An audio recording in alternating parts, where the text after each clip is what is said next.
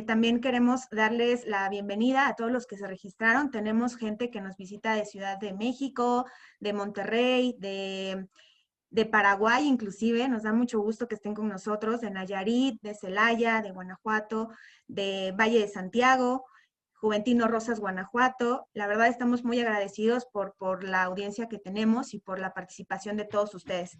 Este webinar está dirigido básicamente a que ustedes conozcan cuáles son las técnicas de manejo y eliminación de desechos en las unidades pecuarias o en la producción pecuaria y que puedan expresar todas sus dudas y comentarios. ¿Por qué? Porque este es un requisito que se pide en las certificaciones de buenas prácticas pecuarias.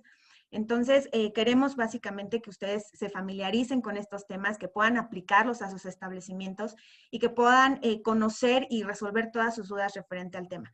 Nosotros, Omesegas, somos un organismo de certificación, una unidad de inspección, que básicamente nuestra misión es contribuir al desarrollo de las cadenas productivas pecuarias y hacer que todas las cadenas, toda la cadena y todos los bienes que se producen de origen animal sean inocuos y no ocasionen algún riesgo al consumo humano, ¿no? Entonces, estamos muy contentos, la verdad, de poder estar con ustedes, de poder capacitarlos, de poder formarlos en este tema. Y pues sin más preámbulo, me gustaría darle nuevamente la palabra a David. Sean todos bienvenidos. Siéntanse en la libertad de poder expresar todas sus dudas y de igual manera nos retroalimentaría mucho que nos dieran sus comentarios referente al tema que les traemos hoy. ¿Vale? Entonces, David, si quieres presentar al ponente, por favor. Con mucho gusto. Bueno, el día de hoy, como les comentábamos y como lo vieron durante toda la promoción de esta plática, nos acompaña el doctor Rafael Olea Pérez. Bienvenido, doctor. El doctor Rafael Olea es maestro y médico veterinario por la Universidad Nacional Autónoma de México. Es doctor en filosofía en el área de desarrollo sustentable por la Universidad de Newcastle upon Tyne del Reino Unido y se encuentra certificado en medicina veterinaria y zootecnia de cerdos desde 2006 a la fecha. Ha participado como experto técnico para la auditoría de mecanismos de desarrollo limpio en el sector pecuario. Es académico de tiempo completo de la Facultad de Medicina Veterinaria y Zootecnia de la UNAM. Tiene actividad en las tres áreas sustantivas de la institución y se ha destacado su participación en el impacto ambiental de las empresas pecuarias y desarrollo ganadero sustentable, en el tema de la docencia y la vinculación para la investigación sobre la calculadora de carbón, sistemas ganaderos y ecotecnias. También participa en la difusión y los avances de la coordinación del Seminario Mensual de Ganadería, Sustentabilidad y Cambio Climático de la Facultad de Medicina de Veterinaria de la UNAM y también hace difusión sobre el uso adecuado de pastoreo y fertilizantes verdes mediante los reactores anaerobios, que también son llamados biodigestores, la composta y la lombricomposta. El doctor Olea participa en publicaciones en revistas científicas y técnicas de difusión, así como seminarios y cápsulas de difusión, como las de la Dirección General de Difusión Social y UNAM Global, sobre la situación ganadera actual y el cambio climático. Entonces, bienvenido, doctor. Les comento a los participantes que a petición del doctor está abierto el chat para que puedan ir haciendo preguntas acerca de los temas que nos estará compartiendo el día de hoy el doctor, para que ustedes puedan ir formulando sus preguntas y el doctor atendiendo. En relación a lo mismo, yo estaré a cargo de compartir sus dudas con el doctor y poder que él nos establezca la comunicación que sea necesaria para atender cada una de sus preguntas. Pues bienvenido, doctor. Le cedo la palabra y también le cedo la presentación para que nos ayude el día de hoy. Muchas gracias, doctor, y estamos aquí a la orden. Hola, muy buenos días a todos. Primero, bueno, pues vamos a empezar con este webinar que yo creo que, y espero que haya muchas preguntas. Como bien lo decía David, la idea sería el que pudiéramos tener una interacción, como si estuviéramos en un salón o en un auditorio, y entonces pudiéramos tener una mayor interacción con todo el público. Como no lo podemos hacer tan fácilmente, lo que acordamos con David, pues que fuera a través precisamente del chat, y él es el que a lo mejor me va a ir interrumpiendo durante la plática cuando yo les haga preguntas si tienen alguna duda, y ya me dirá lo que vayan expresando. Entonces no duden en ir mandando sus preguntas como se les vayan ocurriendo y ya David nos ayudará para administrarlas. Entonces, primero, pues, bueno, quiero agradecer la presentación y la invitación que me está haciendo Omesega, en particular, pues la doctora Nayeli y el doctor David, que muy amablemente pues podemos hacer esto en conjunto y presentarles precisamente esto de las técnicas de manejo y eliminación de los desechos en unidades de producción pecuaria. La idea es precisamente que podamos ir abordando tanto la parte práctica del manejo diario de las excretas, como cómo podríamos ir cubriendo estas necesidades para poder tener una buena certificación y no tener problemas para poder llegar a hacerlo, ¿no? Entonces, bueno, vamos a empezar con el tema. Vamos a ver si nos está haciendo caso a ver, ¿por qué no me hace caso? El avance va aquí. Ok, bien. ¿Cuál va a ser el objetivo? El objetivo, por ejemplo, ya lo decía hace rato la doctora Nayeli, el objetivo de hacer unas buenas prácticas para el manejo de los desechos, lo primero es que tenemos que proteger la salud del consumidor. Y la segunda es que debemos de mantener la fidelidad de ese consumidor. Es decir, no solamente vamos a velar porque sienta que su producto es saludable, sino porque todas las actividades que hacemos en la granja, pues lo estamos haciendo bien. Entonces, ya sea que produzcamos carne, leche o huevo, necesitamos que ese producto salga limpio y no se contamine. La segunda es que también las personas que estén dentro de la granja sea un lugar agradable para trabajar, un lugar seguro en el que estén trabajando y que podamos tener una armonía dentro de nuestra producción que incluya también el que los animales se encuentren en buenas condiciones, no solamente para que produzcan bien, sino también para que el público consumidor se sienta que no está alterando el bienestar de los animales, sobre todo ahora que se ha dado mucha difusión, ha habido eh, cada vez más noticias de dejar de consumir productos de origen animal, lo cual, pues los que nos dedicamos a la producción animal, pues sentimos que es una agresión más que una realidad. Y eso ha contribuido porque debemos de tratar de que la granja no tenga una visión de daño al ambiente, sino al contrario, que sea quien protege un paisaje rural, un paisaje que a todos nos gusta el día que salimos al campo. Entonces, y eso tiene que ver mucho sobre lo que hacemos o dejamos de hacer sobre las descargas hacia el medio ambiente. Y la idea sería que tuviéramos una ganadería o una granja que pudiera presumir que las cosas las está haciendo en ese sentido. Entonces, vamos a ver a lo que le llamamos desechos, que desde mi punto de vista está mal que le llamemos desechos, ¿no? Primero es algo que le vamos a llamar excretas, que por ejemplo en España le llaman purines, parte de Sudamérica también le llaman purines, pero aquí en México el nombre más común es excretas. Las excretas entonces incluye el estiércol, la orina, material que se pueda desprender de la cama o cama si es que la ponemos, y las aguas residuales producto de los desperdicios del bebedero, de la limpieza, y que terminan mezclándose con ese estiércol. A todo eso le vamos a llamar excretas para que nos vayamos poniendo de acuerdo, ¿no? La otra es cadáveres y despojos. No hay una explotación pecuaria que no en algún momento tenga una mortalidad, y entre más animales tengamos, pues más frecuente vamos a tener esa mortalidad. Más aparte, lo ineludible, por ejemplo, los fetos, las placentas, los recortes, por ejemplo, de cuernos, de pezuñas, todo eso empieza a constituir material biológico del cual tenemos que darle un fin. Y finalmente tenemos los consumibles, material que compramos para operar, pero que lo usamos para algún fin y lo tenemos que deshacer.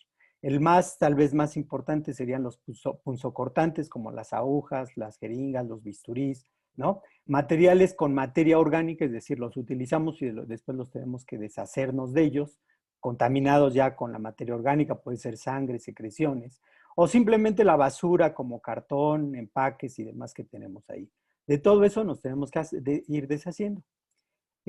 Pareciera que en muchas de estas prácticas, lo más importante es la regulación. Yo quisiera que fuéramos viendo cómo esa regulación la podemos adaptar fácilmente a nuestra operación, a lo que vamos a hacer. ¿Qué es lo que nos hace falta? Regularmente el punto en el que más nos atoramos es documentar.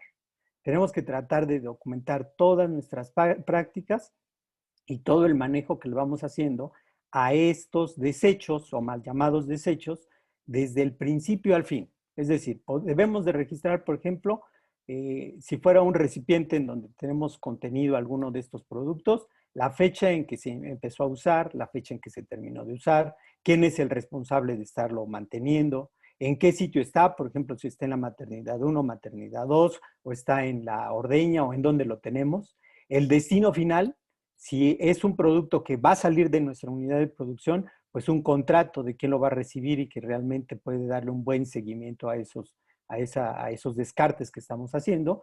Y el visto bueno, es decir, quién está supervisando que ese procedimiento se esté llevando a cabo.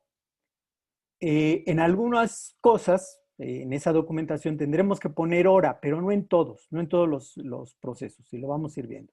Por ejemplo, en el caso de medicamentos y consumibles, que se deben de tener contenedores específicos para cada uno de ellos, debemos de tratar de utilizar código de colores para punzocortantes, que sean recipientes rojos, para frascos, que sean recipientes azules, y cuando los despojos y los cadáveres salen de nuestra unidad, en recipientes verdes, para tenerlos ahí y hacer esa documentación precisa, ¿ok? En el caso de aceites, por ejemplo, de maquinaria, equipo que tenemos que estar teniendo en la granja, pues creo que llevan más o menos una categoría de productos que salen de la granja, difícilmente los vamos a reciclar dentro de la unidad de producción, entonces también deben de estar rotulados y deben de estar cerca de una puerta o acceso principal de nuestra unidad para que no tenga que traer el personal por ellos y no nos contamine nuestra área de trabajo. Lo mismo sucedería con la basura que conocemos comúnmente, que no es ninguno de los productos que ya les había mencionado. Ok, entonces esa es la parte que simplemente hay que ser tal vez un poquito laborioso, llevar los registros, pero lo más importante es que tenemos que rotular y hacer rutinas de que siempre suceda y de que siempre haya un responsable. Viene la parte, yo creo que más interesante de este seminario, que es las excretas y los cadáveres.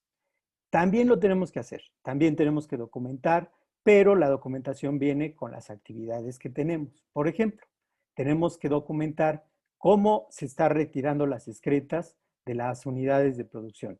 Es decir, si yo estoy limpiando, si limpio 2 veces al día, 1 vez al día, o cómo lo estoy haciendo. ¿Y cuál es el flujo? Esas excretas hacia dónde van y dónde terminan. Ahí es donde, por ejemplo, tengo que poner fecha, horas. Por ejemplo, cuando hago una limpieza y yo digo que en mis instalaciones se limpia 2 veces al día, como puede ser, por ejemplo, una ordeña, entonces debo de poner la hora. Ahí sí es necesario la hora, la fecha, la hora. En este caso sería, por ejemplo, la ordeña. ¿Quién hace esa actividad? La hizo Juan Domínguez. ¿Y quién supervisó que esa actividad haya sido hecha? Entonces es una bitácora que se va llenando y se va utilizando conforme se va haciendo la operación. En Doctor, el caso, sí. te voy a interrumpir tantito. Tenemos una pregunta de Almanza Soto. Dice, Ajá. en relación al código de colores que comentaste, ¿el código de colores está establecido o dónde se puede considerar en base a qué código? O sea, ¿cuál sería el fundamento Sí. de los colores de desecho? Ok. Esto está precisamente en los manuales de buenas prácticas. En los manuales de buenas prácticas tenemos este código de colores. Es el código que se utiliza aquí en México para determinar que un envase de color rojo es de punzocortantes. Obviamente, lo principal y lo más importante es que estén rotulados, que podamos saber que esos son punzocortantes, ¿no? Me da a veces risa la imagen que yo les ponía anteriormente, donde pues todavía no estaban en buenas prácticas, pero querían empezarlo a hacer. Y aquí, bueno, lo escribió, por ejemplo, el trabajador y le puso agujas, ¿no? En lugar de agujas, pero el chiste es que lo tenga, que haya un lugar donde están haciendo la disposición y ya después es muy fácil empezar a utilizar el código de colores. Pero estos son los colores que vienen en los manuales de buenas prácticas. ¿Sí? Espero haber contestado la pregunta. Muchas gracias, doctor. Sí, muy bien. En el caso de cadáveres, que yo creo que es un buen dolor de cabeza que siempre tenemos con cadáveres y despojos en las unidades de producción. Siempre pensamos que la forma más fácil es enterrarlos. Lo que nos dice la norma, los parámetros que les doy va en relación a la norma, es que tenemos que tener una fosa de 3 metros de hondo, 2 metros de ancho, al menos 1 metro de que no estemos tocando mantos freáticos y 1 metro de tierra que lo esté tapando. Entonces, bueno, ¿cómo determinamos lo de los mantos freáticos? Pues si sale tierra húmeda, si tenemos tierra húmeda, pues evidentemente ese lugar no va a ser el adecuado para hacer la disposición. El problema principal con los entierros es que con frecuencia lo que hacen las granjas es una zanja grandota y van echando ahí los cadáveres y le van echando un poquito de cal y tierra encima. En la mayoría de los casos, en mi experiencia, es que no es suficiente, no le llegan a poner este metro para taparlo y entonces siempre tenemos fauna nociva que va a estar sacando esos despojos, ya sean sopilotes, gatos, perros, y al rato tenemos hasta jaurías que empiezan a agredir a nuestros animales porque de alguna forma los estamos manteniendo. Entonces es muy difícil que si diario tenemos despojos o mortalidad, que además es lo correcto, tenemos que disponer de ellos en menos de 24 horas, podamos hacerlo. Pero si lo hacen, si hacen el entierro, tienen que documentar, o sea, tienen que decir cuánto es el material que el día de hoy depositaron ahí, cuál es más o menos la superficie donde está, y ante una inspección debe de estar cubierto con 1 metro de tierra, lo cual les digo, se vuelve impráctico y a veces en la granja, si lo hiciéramos bien, pues ya sería eso un panteón, ¿no? Tenemos demasiada superficie que hemos tenido que estar abriendo para poder estar enterrando. ¿Cuál es la idea cuando hacemos el entierro? Pues la verdadera es que a través del tiempo esa materia orgánica se va a compostear en forma natural. Entonces, si se va a compostear ahí en forma natural, pero va a tardar demasiado tiempo, pues creo que nos va apuntando que la composta es nuestra mejor forma y nuestra mejor herramienta de hacerlo. Ahorita lo vamos a ver más adelante. Otra opción que tenemos es la incineración. La incineración ya nos pone muchas más trabas para poderlo hacer. La primera es que debe de estar fuera, el incinerador tiene que estar fuera de nuestra unidad de producción y al menos a más de 75 metros de las instalaciones o cercados de nuestra unidad. Y tenemos que acatar una norma específica de cumplimiento donde vienen todos los detalles del alto de las chimeneas, la temperatura interna que se tiene que alcanzar, el tiempo en el que se tiene que alcanzar la temperatura, el control y las bitácoras, porque es algo muy delicado el manejar un incinerador. Entonces, también lo tenemos que certificar, también tenemos que sacar permisos locales para poder operarlo. Entonces, se convierte en algo difícil de tener y de llevar en forma puntual la incineración diaria y costoso, ¿no? Sobre todo costoso para poderlo tener como debe de ser para que se acepte un incinerador como forma de disposición de estos cadáveres. Otra opción que Doctor, nos da, sí, adelante. perdón, aquí tenemos dos preguntas que creo que van relacionadas. Sí. Pregunta Rebeca Timoro y Augusto González acerca de las normas oficiales mexicanas para el manejo de cadáveres. Si existe alguna norma y cuáles son las normas que además regulan el manejo de los desechos pecuarios. Ok, miren, la mayoría de las normas las vamos a ir viendo conforme vayamos avanzando y vamos a ver en cada una de estas opciones. Estas opciones que les estoy poniendo son precisamente las opciones que nos da los manuales de buenas prácticas pecuarias. ¿Sí? En el caso de cadáveres y despojos, va a ser esto. Más adelantito, ahorita no se desesperen, vamos a empezar a ver con las excretas. Todas las opciones que yo les voy dando va en relación con los lineamientos oficiales que existen en México para poderlo hacer. Entonces, en este caso de incineración, aquí está una de las normas, la norma 98, que nos da todos los detalles de cómo debemos de hacer el incinerador, cómo lo tendríamos que certificar, cómo tendríamos que llevar los controles, las temperaturas y los tiempos de incineración para que lo podamos hacer correctamente, igual que la disposición de las cenizas que obtenemos de estos incineradores. Y se convierte en realmente una actividad que en la mayoría de los casos conviene cuando se hace en forma comercial, es decir, cuando lo tengo como empresa y yo recojo los despojos o recojo material que voy a incinerar. Sería mi mejor forma de hacerlo. Cuando es solamente mis despojos o mis cadáveres de la unidad pecuaria, creo que es más engorroso tener un incinerador que tener otra forma de disposición. Otra de las opciones que nos da estos manuales de buenas prácticas sería tener convenios con plantas TIF o con plantas de rendimiento, que son los que ya tendrían los incineradores o formas certificadas de deshacerse de ellos, pero ahí tendríamos que tener un convenio, es decir, un documento que dice que ellos pasan por todos esos despojos y que nosotros se los ponemos en esos contenedores verdes, se los llevan y estamos haciendo una buena práctica, ¿ok? Obviamente eso cuesta, lo pueden hacer, pero no es lo más común, no a todos nos queda una planta TIF a la vuelta de la esquina para poderlo hacer, y entonces creo que no es la mejor opción o la opción más socorrida. La más viable, la que yo veo más viable y mucho más práctica, sería la composta. La composta, dependiendo el manual en el que estemos viendo, nos pide que la hagamos subterránea, es decir, que hagamos un hoyo como el entierro. Pero también lo podemos hacer y puede entrar perfectamente en el sistema de composta, el cual hay una norma mexicana en donde podemos ingresar este tipo de ingredientes para hacer la composta. Entonces pudiéramos cumplir perfectamente con ella y no tener que hacer una composta tan larga como 12 meses, que es prácticamente un entierro, y así hacerlo en suelo, siempre y cuando hagamos bien la composta. Lo vamos a ir viendo más adelante. Composta es uno de los temas en el que espero abundar y poder resolver sus dudas. Ahora, ¿qué nos dice el manual de buenas prácticas con excretas?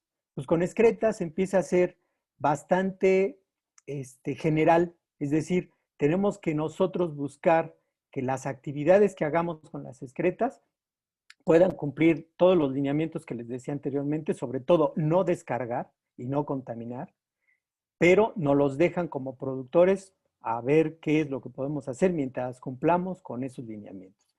En general, ¿qué nos pide? Bueno, el lugar donde viven los animales, que sean pisos impermeables. Desde el punto de vista de excretas, estoy hablando de excretas, obviamente en otro seminario tal vez puedan ver todos los lineamientos con respecto a bienestar y demás de los animales, pero con respecto a excretas, los pisos deben de ser impermeables. ¿Para qué? Pues para no contaminar el medio ambiente, no contaminar el subsuelo o las posibles filtraciones a manto freático. Que sean antiderrapantes para que los animales puedan estar en forma agradable en esos lugares. Una vez que movemos las excretas de los corrales, lo que nos pide es que las fosas o los drenajes o los lugares de almacenamiento también sean impermeables y con suficiente capacidad y volumen para poder mantener las excretas hasta que las tratemos o las entreguemos a otro lugar en donde las vayan a tratar. Y si hacemos descargas, que las estaremos haciendo descargas cumpliendo las normas oficiales que tengamos para descargas. Entonces, voy a tratar de ir llevando la plática de tal forma de que podamos ir aterrizándolo en terreno práctico y ver qué es lo que podemos hacer. Y qué podemos hacer como una disposición adecuada. Bien, para esto vamos a ver cuál es el talón de Aquiles de nuestra producción. Realmente en la mayoría de las producciones el talón de Aquiles es las excretas. Porque es el mayor volumen, la tenemos todos los días. Se producen de 2 a 10 veces más excretas que carne, leche o huevo, no importa lo que produzcamos. Siempre vamos a tener más excretas que nuestro producto principal. Entonces es un dolor de cabeza tener que hacer eso. Lo segundo son los cadáveres, porque todos los días, dependiendo del tamaño de nuestra unidad de producción, siempre tenemos algún despojo o algún cadáver. En el caso de los cadáveres o vísceras, esas sí tenemos que disponerlas en las siguientes 24 horas de que se presentan. Es decir, de que se muere un animal, 24 horas deberíamos de disponer de él. De que está en la bitácora de los corrales que se retiraron los animales, debería de estar 24 horas o antes de 24 horas en la bitácora de la composta o en la bitácora del lugar de entierro o en la entrega hacia mi contenedor. ¿Ok? Entonces, esto quiere decir que en las unidades de operación siempre va a ser un espín en el zapato las excretas y los cadáveres. ¿Por qué? Pues porque me limitan la sanidad, es decir, puedo tener contaminación de mi producto. Siempre el control de fauna nociva se va a complicar. Es voluminoso y no sabemos bien cómo tratarlo y entonces se convierte en un costo tanto de aceptación social del lugar donde tenemos nuestra unidad, como en el costo de lo que tengo que pagar o no, o incluso hasta multas, y que me estén desde cerrando carreteras, teniendo manifestaciones o teniendo al municipio dándome lata. Y obviamente si me quiero certificar, pues lo tengo que hacer en forma correcta. Entonces, ¿cuál es la ruta que vamos a tratar de seguir en esta presentación? Una, cumplir no es difícil, lo podemos hacer. Podemos tener corrales impermeables y lo tenemos que documentar cómo manejamos esas excretas y esos cadáveres cuando los retiramos. ¿Cuál es el objetivo? Tenerlo siempre limpio, que los animales no estén en contacto con las heces. Ahora viene la parte más complicada, el almacenamiento. El almacenamiento deben de ser siempre recipientes impermeables, ya sea que esta impermeabilización haya sido dada porque pusimos una capa, que puede ser una geomembrana, puede ser un contenedor de cemento armado, o bien pueden ser suelos que sean arcillosos y que podamos determinar que no hay filtraciones hacia el manto freático. ¿Eso qué quiere decir? Que debe de haber una impermeabilidad que se llama de 10 a la 7, es decir, que en 10 millones de veces yo pueda poner agua y no se filtre el agua. Es decir, sí puedo tener un suelo que no tiene cemento o que no tiene una geomembrana, pero debo de hacer pruebas para determinar que si yo pongo un líquido ahí, no se va a traspasar y se va a minar. ¿Ok? Entonces, si hay una prueba en ingeniería que se hace esto y puedo determinar que yo tengo ahí mi laguna y esa laguna no se está filtrando, lo cual no es lo común en los suelos de México. En la mayoría de los suelos de México siempre tenemos filtraciones. Entonces, ahí es donde tenemos que tener cuidado, pero si quisiéramos hacerlo, sí, y está normado. Esta norma existe, sí lo puedo hacer, sí puedo ponerlo en un filtro sin cemento, sin plástico, pero tengo que documentarlo y probar que de verdad no tengo filtraciones. ¿Ok? Y en el caso de las otras disposiciones, si hago entierro, pues tengo que tener bien documentado mi sitio donde voy a hacer esta disposición, al igual de las lagunas. Cómo va la carga o el movimiento de las lagunas, cuándo las vacío, hacia dónde va el agua y si esta agua está consiguiendo la norma oficial para la descarga. Porque la idea es nunca descargar. Y si estoy descargando, mi convenio con el municipio para ver que el municipio está aceptando esa descarga y pago por ella o la cumplo. Ahora vamos a ver. Eso obviamente ya nos empezó a dar dolores de cabeza. Ya decimos, es que ¿qué hago? ¿Cómo lo voy a hacer si realmente es dificilísimo que yo pueda estar cumpliendo eso? Entonces me la ponen súper difícil. Nadie me dice cómo resolverlo, ¿no? Entonces yo les voy a plantear y podemos cumplir perfectamente con esa norma si cambiamos nuestro paradigma. Si lo que vamos a pensar es que las excretas y los cadáveres no son un desecho, por eso les decía que sería mal dicho desecho. Claro, sería desecho si nos queremos deshacer de él y no hacerle nada. Cambiamos el paradigma si lo convertimos en un producto. Y si pensamos que eso puede ser un producto, entonces no nos va a dar flojera, ni vamos a pensar que es una mala inversión tener corrales que nos permitan una buena colección de las excretas, porque entonces ya es algo que podemos usar o que puede tener un valor agregado. Y el almacenamiento ya no va a ser una monserga que hago para deshacerme de él, sino cómo lo conservo. Y el tratamiento no deberá de ser un costo, sino una transformación, un proceso de transformación, así como lo es nuestra granja para darle alimento y producir leche o carne o huevo. También aquí sería, damos lo mismo, pero ahora para producir no caca, sino productos como puede ser la composta, la lombricomposta o los biofertilizantes, que vamos a ver ahorita qué pueden ir haciendo y hasta dónde lo pueden hacer. ¿Ok? Doctor, Sí. pregunta Mónica Oviedo, ¿el caliche se puede considerar un suelo impermeable? Cualquier suelo, mientras haga una prueba de que no hay infiltración, sí. En el caso, por ejemplo, de terrenos inundables, si son terrenos inundables que pueden llegar aguas de lluvia, se estancan y ahí mismo tenemos las excretas, no lo podemos considerar como un lugar. De hecho, una de las normatividades que vamos a ver más adelante en el caso de lagunas, tenemos que hacer y aislar nuestro sistema de aguas de lluvia para no tener exceso de aguas o desbordamientos.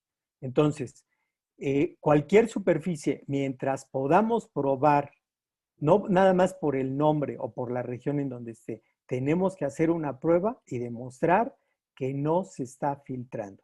¿Esto qué quiere decir? Que tienen que ser terrenos arcillosos, limosos o limosos francos, para que en ese momento de verdad se convierta en un barro que no permite que pase la humedad hacia el subsuelo. ¿Ok? Bien. ¿Qué tenemos que hacer con los corrales? Bueno, les voy a poner lo que yo les digo a los productores que para mí es un corral ideal. Yo les digo, yo soy muy flojo, a mí no me gustaría que en el corral yo tuviera que hacer mucho. Entonces, un corral ideal sería aquel que no tengo que limpiar. O sea, yo no lo limpio, pero siempre está limpio, porque si no, no cumplo con la norma, ¿verdad? Que no genera moscas ni ratas, que no daña al animal ni al trabajador. Porque pues el trabajador sobre todo no lo va a limpiar y el animal pueda vivir a gusto en ese corral. Y además que me conserva, que no me daña ubres, por ejemplo, en el caso de la leche, y que los animales pueden estar a gusto sobre su superficie. ¿Sí? Entonces, tenemos muchas formas, nos llevaría mucho más de este seminario a hablar de toda la diversidad de corrales o instalaciones pecuarias que pudiéramos tener, pero para cumplir con la norma, en algún momento he seleccionado la mayoría de los tipos de instalaciones de corral que nos serían de utilidad. Por ejemplo, la cama profunda, que se utiliza mucho en aves y en cerdos. Es un buen sistema, siempre y cuando lo llevemos como debe de ser. Es decir, la limitante que siempre he visto en las unidades de producción es la cantidad de cama. Nos queremos ahorrar unos pesos por poner menor cantidad de cama y eso hace que entonces sí tengamos moscas, tengamos humedad y no estemos cumpliendo con la norma para tener a los animales limpios. ¿Ok? Entonces, debe de ser cama suficiente como para que no haya humedad, los animales estén cómodos y no se generen moscas. Eso quiere decir que también tenemos que cuidar mucho nuestros bebederos, sobre todo para que no nos metan exceso de humedad. Debe de haber mucha supervisión en bebederos para que eso se pueda dar y tener la cantidad de camas suficiente. Lo vamos a ver un poquito más adelante, algunos números y detalles. Otro sistema que funciona también bastante bien es los sistemas de feedlot o lotes de engorda, sería la mejor traducción. ¿Qué quiere decir? Corrales, sobre todo en rumiantes, donde tengo a los animales, no retiro las excretas, sino hasta que los animales terminan su ciclo productivo. Pero ¿cuál es el problema? Como lo ven bien en la foto, ahí podemos ver que la vaca tiene el excremento hasta las rodillas y prácticamente ya se volvió búfalo en lugar de ser bovino. Y ese es un mal sistema. ¿Por qué? Porque está puesto en un lugar tropical. Tenemos demasiadas lluvias, llueve demasiado y entonces no podemos tener confortables a los animales y tenemos realmente un estercolero dentro del corral. Ahí no nos sirve. Puede servir el sistema de feedlot, pero no en todos los climas ni bajo todas las circunstancias. ¿Ok?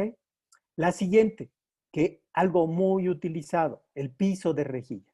El piso de rejilla es muy útil prácticamente en todas las especies.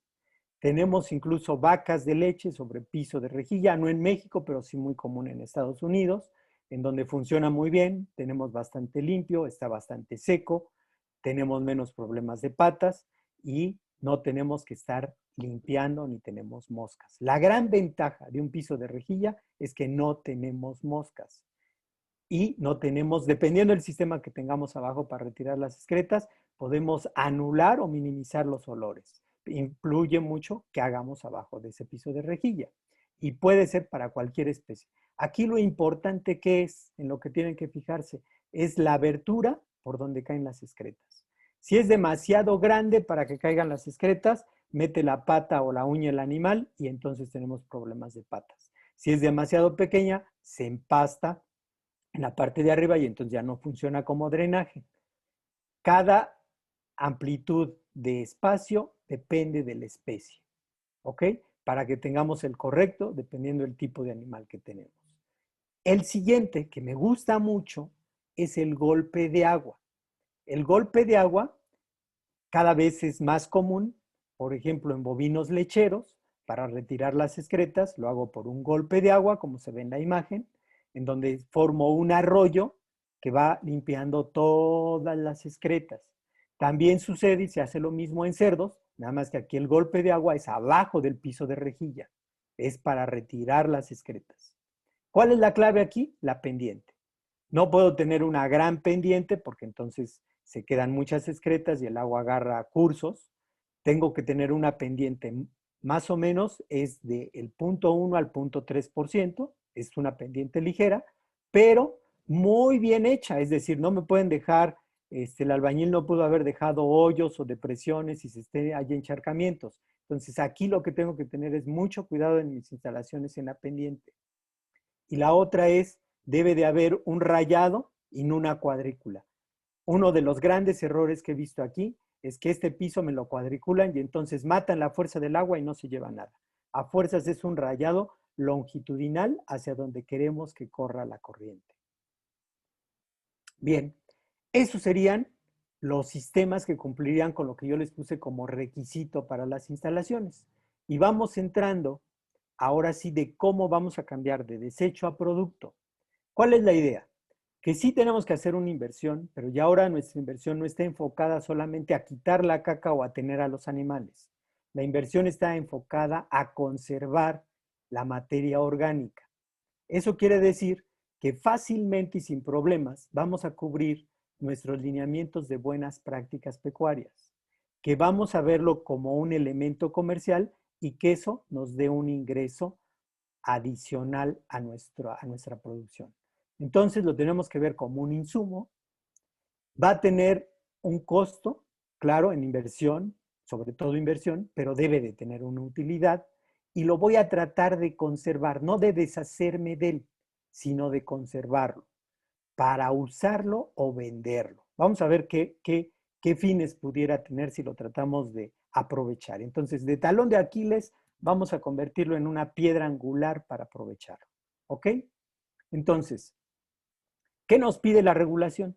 La regulación nos dice, de lo que vayas a hacer de tratamiento, necesito que tengas un plan, que tengas cómo es que lo vas a estar haciendo y que me lo documentes, que me digas qué va a pasar en cada una de esas etapas de su colección o tratamiento.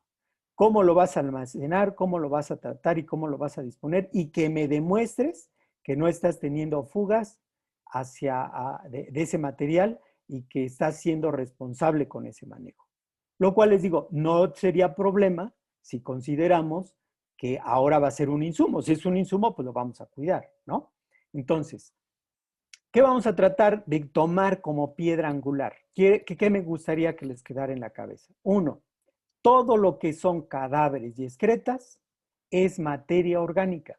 Es materia orgánica que conoce la naturaleza, que ya sabe cómo convertirla o mandarla a otro ciclo biológico y que ya existe. No tenemos que inventar nada, solamente lo tenemos que aprovechar.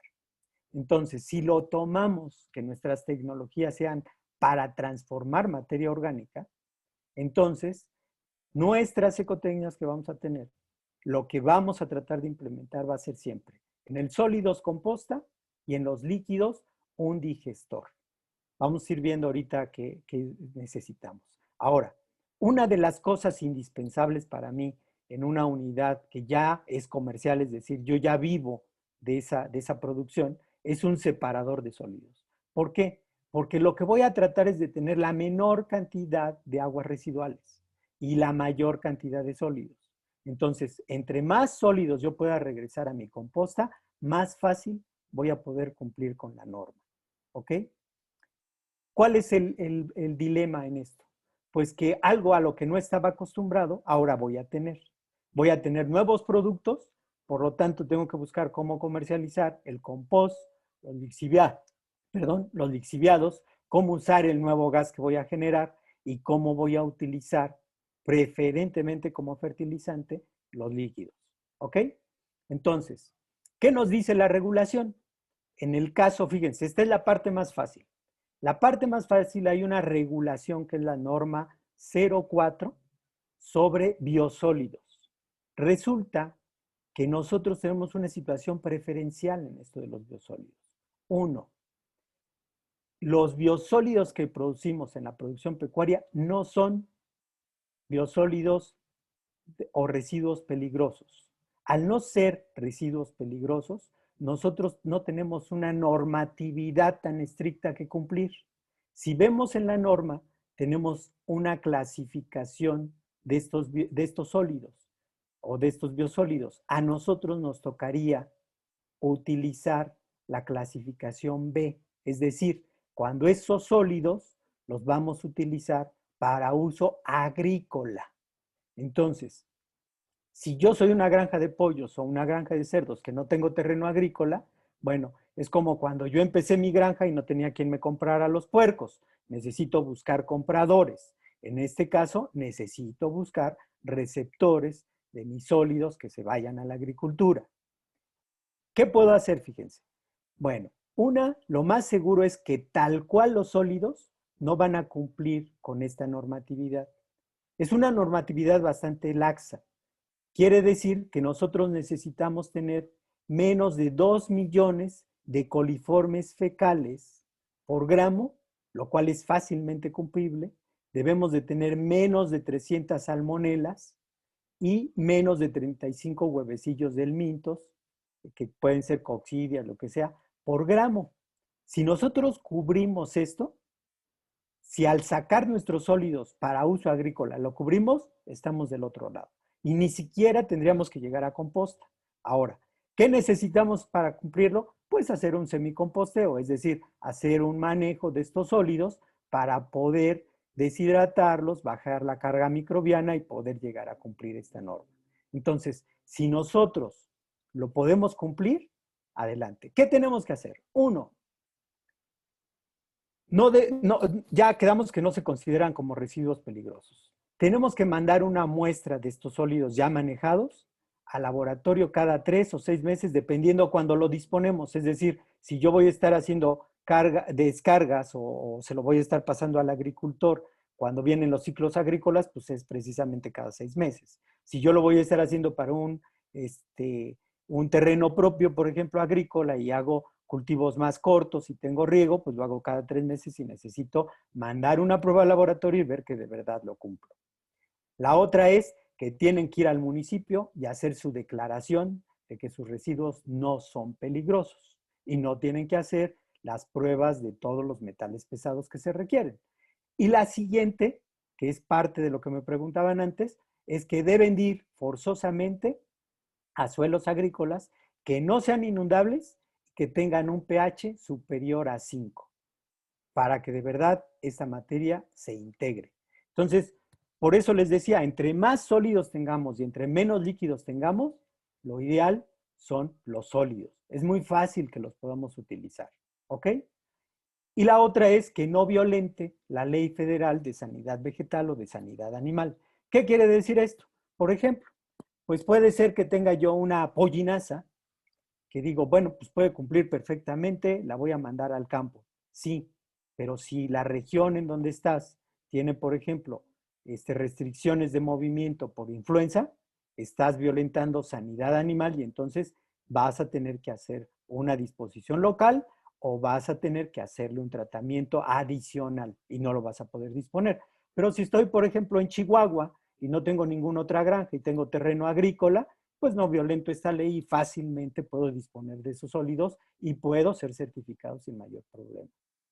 Hasta aquí, David, ¿no tenemos preguntas? No por el momento, doctor. Ok, muy bien. Entonces vamos a empezar con el compostaje. Voy a tratar de irme un poquito rápido para que lo entendamos rápido. No pretendo dar toda una cátedra de compostaje, ¿no? Fíjense, en el caso del compostaje, ¿cuál es la ventaja? La principal ventaja del compostaje es que destruye patógenos. Esos patógenos entonces hacen que ahora sea un producto que puedo mover para donde quiera, porque ya no tengo esa restricción de que estoy violentando la parte sanitaria, ¿ok? Además puede ser vendible. ¿Cómo? Como acondicionador de suelo. ¿Quién está comprando ahorita como acondicionador de suelo una composta? Pues los que están sacando productos de exportación. La mayoría de los productos de exportación están utilizando la composta como un acondicionador de suelo.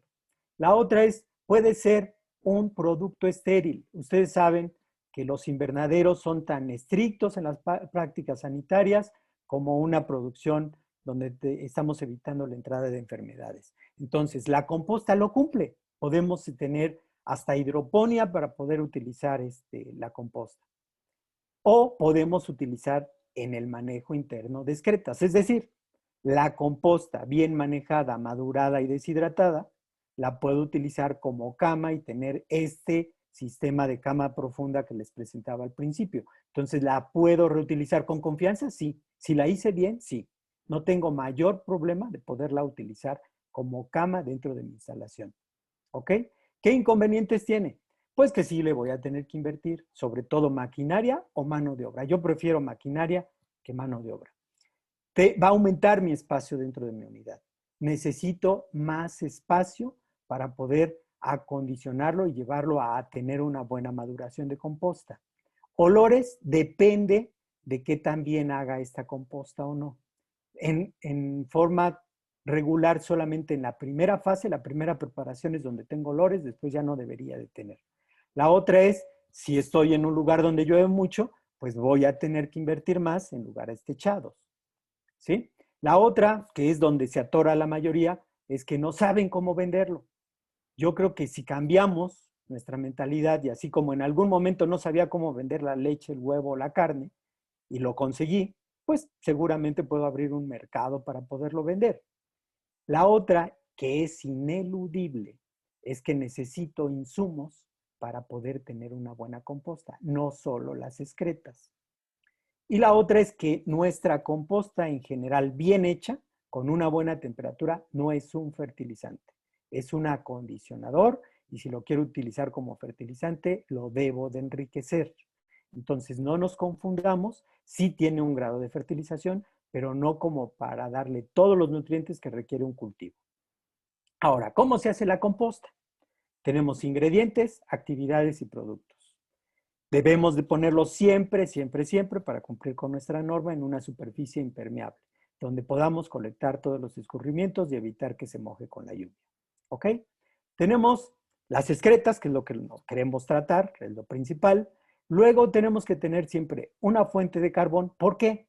Porque en el caso pecuario, lo que nos adolecemos es de carbón. Siempre lo que tenemos es más nitrógeno y menos carbón. En otras industrias estarán al revés, pero en la nuestra lo que nos falta es carbón.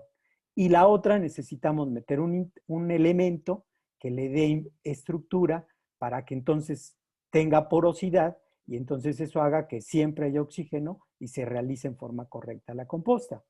Tenemos que humedecer y tener una humedad correcta. Y lo más importante, eso siempre debe de ser un proceso aerobio, es decir, para que se caliente, para que llegue a la temperatura de composta, necesitamos oxígeno y eso es con volteos o con inyección de aire. Y sobre todo tiempo en el de maduración, pero como en cualquier otra actividad, si yo lo hago bien, entonces voy a tener en poco tiempo mi composta, si yo lo hago mal, se alarga, como cualquier engorda de ganado. ¿Qué voy a obtener? ¿Cuáles son mis parámetros a obtener? Una es que mi meta va a ser que nunca supere los 65 grados centígrados, pero tampoco que esté abajo de 55 grados centígrados. Voy a producir hacia el ambiente vapor de agua y dióxido de carbono e nitrógeno molecular, en el cual el único contaminante ineludible va a ser el dióxido de carbono. Y ese no es limitante para la certificación. Puedo certificar perfectamente con esas emisiones. Ahora, ¿cuáles son mis nuevos productos? Con lo que ahora voy a lidiar es con poner en el mercado o utilizar el compost y los lixiviados. Los lixiviados, si lo hago muy bien, van a ver que no me sobrarían. Esos los vuelvo a utilizar en la composta. Y lo único que tendría sería mi compost, que ya tiene un valor comercial. ¿Ok? Ahora, ¿qué pasa si no quiero comprar nada y nada más quiero las excretas? Y entonces no le meto ningún ingrediente extra. Bueno, Sí voy a compostear, sí voy a poder hacer mi composta, pero no voy a conseguir tener la clave de lo que es una buena composta, que es tener 30 partículas de carbón por cada partícula de nitrógeno. ¿Por qué? Porque no tengo muchas fuentes de carbón, lo vamos a ver más adelante. ¿Qué sucede? No consigo la temperatura. Simplemente no voy a conseguir esta temperatura en el tiempo que estoy esperando. Y entonces no sanitizo y no se las van a poder certificar, porque cuando vayan los certificadores, no estoy consiguiendo la temperatura que me dice la norma de composta. ¿Ok? Y la otra, voy a perder el amoníaco y entonces va a oler feo mi composta. ¿Ok? ¿Eso qué va a hacer? Que yo desperdicié vueltas porque hice todo el proceso, voy a tener que voltear la composta porque no se está composteando, me va a costar darle la vuelta y ya desperdicié 15 días, un mes en el que mi composta no está activándose. ¿Ok? Entonces tengo una composta cruda que apesta y que huele. Y si estoy colectando lixiviados para venderlos, pues van a tener una calidad pésima porque no estoy enriqueciéndolos con minerales. ¿Ok? Ahora, ¿qué pasa si no consigo un 60% de humedad? Entonces, de nuevo, no consigo la temperatura correcta, sigo perdiendo amoníaco y entonces mi composta se pudre. La imagen que les presento aquí es precisamente una composta que se llenó de larvas de mosca por no humedecer, ¿ok? Y entonces tenemos una composta que huele y que atrae las moscas. Entonces tampoco nos conviene porque también vamos a tener un mayor tiempo de compostaje. ¿Ok? Bien, vamos a ver, algo me dejó de hacer caso, aquí está. Bien, entonces no vamos a tener lixiviados porque evidentemente va a estar seca nuestra composta. ¿Qué sucede si no la volteamos? Es decir, la hacemos, la ponemos muy bien, pero no estamos al pendiente de ella. Una, no vamos a poder cubrir la norma porque la norma nos dice que debemos llevar un control de temperaturas y no lo estamos haciendo. Y la otra es que se va a quedar sin oxígeno. Al quedarse sin oxígeno, si no tenemos una oxigenación, que es voltearla o meter una inyección de aire, entonces se va a alargar la composta. Regularmente sí vamos a conseguir la temperatura, sí la vamos a sanitizar, pero vamos a entrar en una producción anaerobia y eso nos va a producir gases de efecto invernadero. Entonces tampoco sería deseable, ¿ok? Nuestra composta, como no la estamos moviendo, se vuelve parda, una parte está cruda, otra parte está bien composteada y vamos a tener malos olores. No va a tener el olor típico a tierra o hoja seca en la composta y no vamos a tener tampoco calidad en el lixiviado. Entonces, ¿cuál es lo correcto? Lo correcto es que tengamos en un rango de 25 a 40 partículas de carbón por una partícula de nitrógeno. Más adelante les voy a explicar cómo conseguimos esto. Que tengamos de 50 a 60% de humedad, que lo deseable como parámetro es que solamente le demos de 3 a 4 vueltas. Si no lo hacemos bien, nos vamos a veces hasta 8 o 10 vueltas. Que nos dure de 2 a 3 meses para compostearla, más un mes de maduración si es que la queremos utilizar para cultivos de ornato. Y que nuestra temperatura esté entre 55 y 65 grados. ¿Qué nos dice la norma? Bien, yo te acepto que esta composta fue sanitizada siempre y cuando tengas 55 grados durante 2 semanas, o tengas 60 grados durante una semana, o tengas 65 grados 3 días seguidos. Con eso cumplimos las normas que existen como composta. Si quieren consultarlas, es la del Distrito Federal, la 20 del Distrito Federal, o la 180 federal, que es de buenas prácticas en cuanto a lo que hacemos de composta. Ahí vienen todos los lineamientos para que lo podamos hacer. Todo esto, para que nos lo acepten en una certificación, lo tenemos que documentar. Es decir, las mediciones diarias, la pila, a las pilas le tenemos que poner numeración, o sea, deben de tener una identificación, identificamos cada pila, llevamos su control de humedad y de temperatura por cada pila y determinamos su maduración en cada una de ellas. Para que una vez que ya esté esto, lo podemos certificar y entonces sí, ya le podemos moverlo. ¿Cuál es nuestro parámetro de rendimiento? Bueno, por cada 100 kilos de materia seca que tenemos acá de excretas o de ya la mezcla completa, vamos a tener un rendimiento entre el 50 y el 10%, dependiendo cómo vengan nuestros ingredientes de este lado. Entonces, lo debemos siempre de calcular para saber cuál es nuestro costo y cuánto nos está costando y cómo lo deberíamos de vender. ¿Ok? Bien. Doctor, hasta Sí, aquí tenemos dos preguntas bien. sobre si es recomendable tapar la composta en cada manejo y qué se puede usar como forma de carbono para la composta. Ok, muy bien. Muy buenas preguntas. Una, sí la podemos tapar, perfectamente la podemos tapar, siempre y cuando no lleguemos a taparla y nos olvidemos de ella y entonces la convertamos en un sistema que por taparla se nos olvidó. Mientras estemos checando temperatura y humedad, lo debemos de hacer. Más adelante les explico un poquito más el procedimiento, porque lo que tenemos que hacer es, con los volteos la oxigenamos y además de oxigenarla, lo que vamos a hacer es que vamos a ir estabilizando la temperatura hasta ir siguiendo las demás fases, hasta el momento en el que ya no se eleva sustancialmente de la temperatura ambiente, ya tenemos una composta madura o completa, más bien completa porque no es madura todavía, y entonces ahí ya la podríamos utilizar o comercializar. Si nosotros la queremos utilizar, por ejemplo, para plantas de ornato, entonces tenemos que dar un proceso de maduración, es decir, un mes más, para destruir todavía compuestos que pueden ser citotóxicos para las plantas a las que se las vamos a poner. Y eso requeriría un mes más, por eso está aquí un mes más de composta.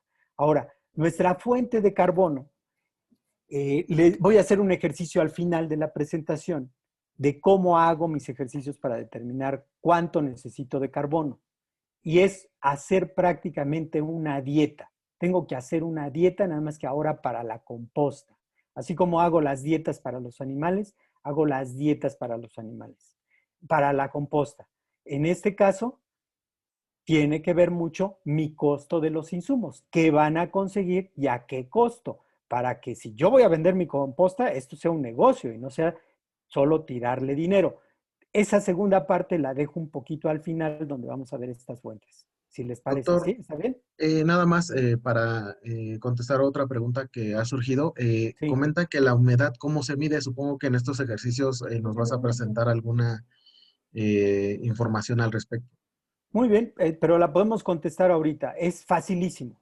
Se llama higrómetro, es con lo que se mide la humedad, y un termómetro de varilla con lo que se mide la temperatura. Hay equipos ya combinados que viene el higrómetro y el termómetro, incluso hay con higrómetro, termómetro y pHímetro para determinar también pH. Y los puedo comprar separados o juntos. No me gasto más de 500,000 pesos en ellos. O sea, es muy barato, lo puedo controlar perfectamente. Y, y lo más importante es que tenga una varilla de 30 centímetros para poder hacer las mediciones. Las mediciones se hacen en diferentes puntos. Se trata de hacer al menos a 10 centímetros de la superficie y de preferencia también se hacen a 10, 20 y 30 centímetros para ver que esté pareja. Y si no, pues obviamente los volteos son los que nos van a ir dando la homogeneidad. ¿Ok? Espero por ahorita haber contestado esas preguntas. Muy bien, muchas gracias, doctor. Tenemos otra en el chat que ¿Sí? nos pregunta qué tan rentable es la producción y comercialización de la composta y cuál tan amplio es el mercado. ¿Ok? La pregunta es exactamente igual como si un productor de cerdos me dijera, ¿qué tanto me conviene producir cerdos y si los voy a poder vender? Pues si espero que lleguen a mi puerta y me den buen precio, no, no lo voy a tener. El buen productor, el que ya vende, estoy seguro que no se quedó sentado en su unidad de producción para venderlo, buscó mercado. El mercado está creciendo y está creciendo muchísimo. No quisiera detenerme ahorita en eso porque lo tengo al final de la presentación, pero espero al final contestarlo y si no me recuerdas la pregunta. ¿Sale? Claro que sí, doctor. Muchas Ok, gracias. muy bien. Vámonos a los de los líquidos y luego vemos en forma general qué es lo que pasa. Bien, tenemos que documentar de nuevo cómo se colecta, cuánto está, cuánto almacenamos y cómo nos vamos a deshacer de él. Este está más difícil. Yo preferiría que tuviéramos la menor cantidad de líquido del que vamos a disponer. Sin embargo, sí tenemos que hacer un tratamiento. ¿Ok? Entonces, tenemos que tratar de poner primero nuestro sistema que vamos a tener dentro de la granja. ¿Qué normas? Aquí son un montón de normas que deberíamos de cumplir con respecto a los líquidos, pero la más importante, a la que le tenemos que dar más importancia, es a la norma 01. Porque esta prácticamente nos abarca las demás y vamos a ver por qué. Esta nos dice cuánto y qué características debe de tener para regresarlo, es decir, para tirarlo fuera de la granja o incluso de uso agrícola, que es donde más nos convendría, mandarlo a la parte agrícola. Sin embargo, aquí a diferencia de los sólidos, sí tenemos muchas restricciones. Entonces, ¿qué les sugiero para su documentación que hagan? Que hagan un diagrama muy parecido a este. Aquí, por ejemplo, es una granja muy compleja, tiene una gran diversidad de instalaciones, piso de rejilla, piso firme, piso de, ¿cómo se llama? De fosas anegadas, en fin. Pero si ustedes lo ven, es muy fácil entenderlo. Aquí tengo instalaciones, incluso es una granja muy especializada, tengo diferentes sitios, en uno tengo animales adultos, en otro solo engordas y animales pequeños, ¿sí? Pero todo es muy claro. Aquí están mis instalaciones, mis drenajes, que todos concurren a un cárcamo recolector. Un cárcamo recolector es simplemente una cisterna de aguas negras. Puedo tener, por ejemplo, si tengo compostas individuales, porque también recojo con pala y carretilla, pues tengo mi composta. En cada una de ellas tengo, por ejemplo, en este caso había compostas. Y luego tengo mi última composta, donde se juntan todos los cárcamos. Ahí es donde me conviene poner mi separador.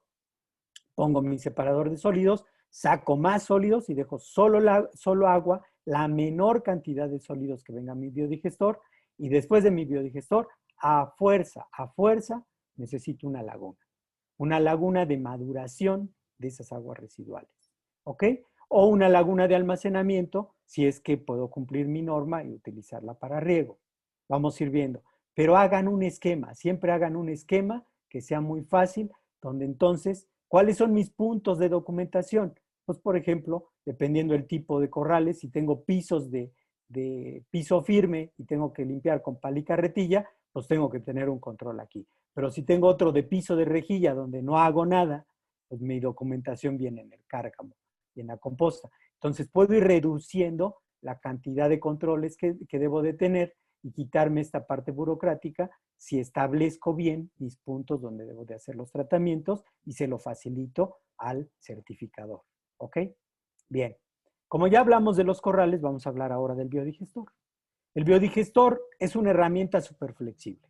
Puedo tener, por ejemplo, desde un biodigestor casero, simplemente para jugar a producir biogás y vean que sí funciona, como es este. Este es un biodigestor que lo hice para un curso. Es un biodigestor de 100 litros de agua y perfectamente funciona. Puedo tener un biodigestor tipo Taiwán o salchicha, que es este que estamos viendo aquí, que lo puse para una tesis de unos alumnos. Hicimos un biodigestor tipo salchicha que también funciona muy bien.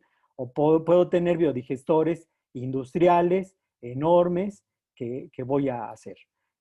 Durante esta sesión, pues no vamos a hablar exactamente de cómo construir un biodigestor. Creo que no nos daría tiempo y si les interesara tendría que ser en otra sesión. Pero el biodigestor, en fin, es simplemente una laguna que va a producir una fermentación anaerobia. Ojo, yo no necesito taparla para que produzca metano. No es necesario taparla. Una laguna destapada produce metano y es anaerobia. ¿Cuál es el chiste de taparla? Pues que no contamine con el metano que se produce y por el otro lado secuestre ese metano y lo utilice como un combustible. Para que se den una idea, la composición del gas que el día de hoy prendí en mi estufa para hacer mi desayuno, tiene metano, igualito, el mismo metano que tiene esa laguna. ¿Cuál es la diferencia? Que el gas que está en mi cocina está concentrado, es decir, es un 92% más o menos de gas, de metano, y el biodigestor me va a producir entre el 60 y 65% de metano. Entonces es un gas más diluido o un metano más diluido en ese gas, pero produce un metano igualito. Algunos otros elementos que tenemos que cuidar, pero es el metano el mismo. ¿Ok? ¿Cuáles serían los beneficios? ¿Y por qué se volvieron de repente populares los biodigestores? Porque ya no tengo que almacenar las excretas, las meto al biodigestor y me olvido de las moscas y los olores. La gran ventaja es que me quita moscas y olores. Entonces, las protestas de vecinos regularmente las puedo controlar porque ya no huele mi humedad, ¿ok? Porque lo tengo bien controlado con un biodigestor. ¿Puedo reducir las emisiones de gases de efecto invernadero? Chance sí, chance no, si utilizan bien el biogás. ¿Cuál es uno de mis sorpresas que tengo ahora? Pues que tengo un nuevo producto que antes no tenía. En el caso de la composta no es tanta la diferencia porque antes tenía sólidos y ahora tengo composta. Aquí es diferente porque antes no tenía que hacer nada con el gas y ahora tengo un biogás que tengo que utilizar. ¿Ok? Bajo el riesgo sanitario, depende cómo maneje mis aguas. ¿Puedo ser certificado? Depende cómo maneje las aguas. ¿El puro biodigestor? No. No, el puro biodigestor no mata todos los patógenos. Lo vamos a ver más adelante a detalle. ¿Ok? Y tengo de nuevo otro producto que le llamamos biol o aguas tratadas en el biodigestor, pero que no necesariamente cumplen con la norma. ¿Qué inconvenientes tienen? Que tengo la principal, más responsabilidades. Porque tengo un agua residual, sigue siendo un agua que no es sanitariamente adecuada, ¿sí? Ahora tengo lodos, porque se empiezan a formar lodos dentro del biodigestor, y tengo un biogás que antes no lo tenía y ahora lo tengo que hacer. Que si no lo utilizo, voy a contaminar más el aire que lo que antes lo hacía. ¿Ok? ¿Cuál es la otra parte? Es que tengo un biofertilizante que puede ser una simulación simplemente de aguas residuales, es decir, algunos productores sacan directamente del biodigestor y lo tiran en el campo. Eso no es fertilizar, eso sigo contaminando, pero ahora aparento que el biodigestor ya le quitó todo lo que contaminaba y ya lo podía utilizar para aguas residuales. Si quiero hacer una certificación, tengo que demostrar que de verdad sucede esa remoción. Entonces, ¿por qué aumenta nuestra responsabilidad? Porque los biodigestores son de baja eficiencia en la remoción de los contaminantes. No los quita.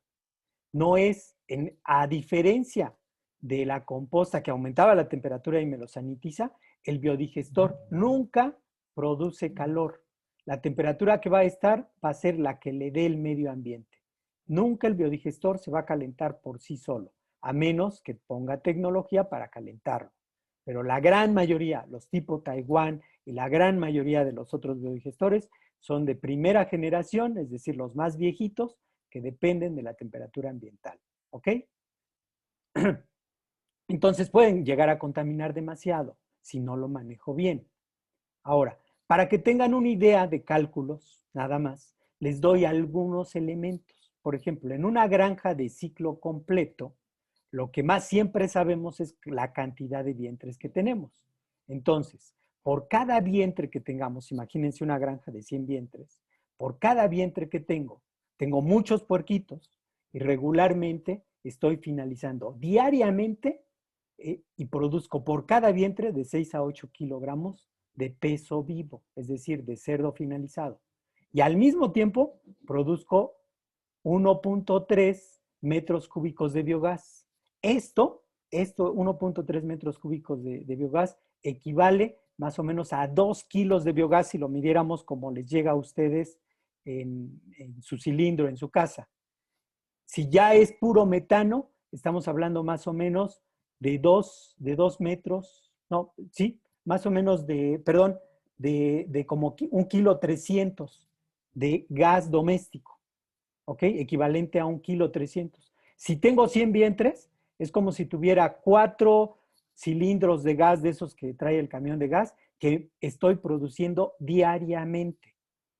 Tiene desventajas, que no lo puedo utilizar ni lo puedo envasar directamente como el gas que tengo en la casa. Necesito un equipo para poderlo comprimir, digamos, y poderlo comercializar ya en un cilindro. Y eso es costoso, el problema es que es costoso. Pero tengo una nueva responsabilidad porque tengo que consumírmelo. Ya lo produzco, ahora lo tengo que consumir. Y voy a producir más o menos 1000 litros de agua residual por cada vientre. Quiere decir, no por cada cerda produzco eso, sino por la cerda y su progenie. Estoy hablando de todos los cerditos que tendría por cada cerda que tengo en la granja. Entonces, con eso podemos más o menos ver que es un montón de agua residual, un montón de biogás que tengo y que tengo que darle alguna salida. ¿Ok? Ok. ¿Cómo funciona esto del biodigestor? Bueno, miren, por cada vientre, considerando también a su progenie, yo produzco de 30 a 35 kilogramos de heces frescas por día. De esas, por toda la degradación que se da en las heces, solo recupero aproximadamente el 65% en mi sistema de colección. De esas heces, más o menos del 55 al 65% es agua, lo demás son sólidos, ¿ok? Entonces, un biodigestor requiere solamente que lleven de 6 a 7% de sólidos totales, es decir, requiere muchísima agua y pocos sólidos.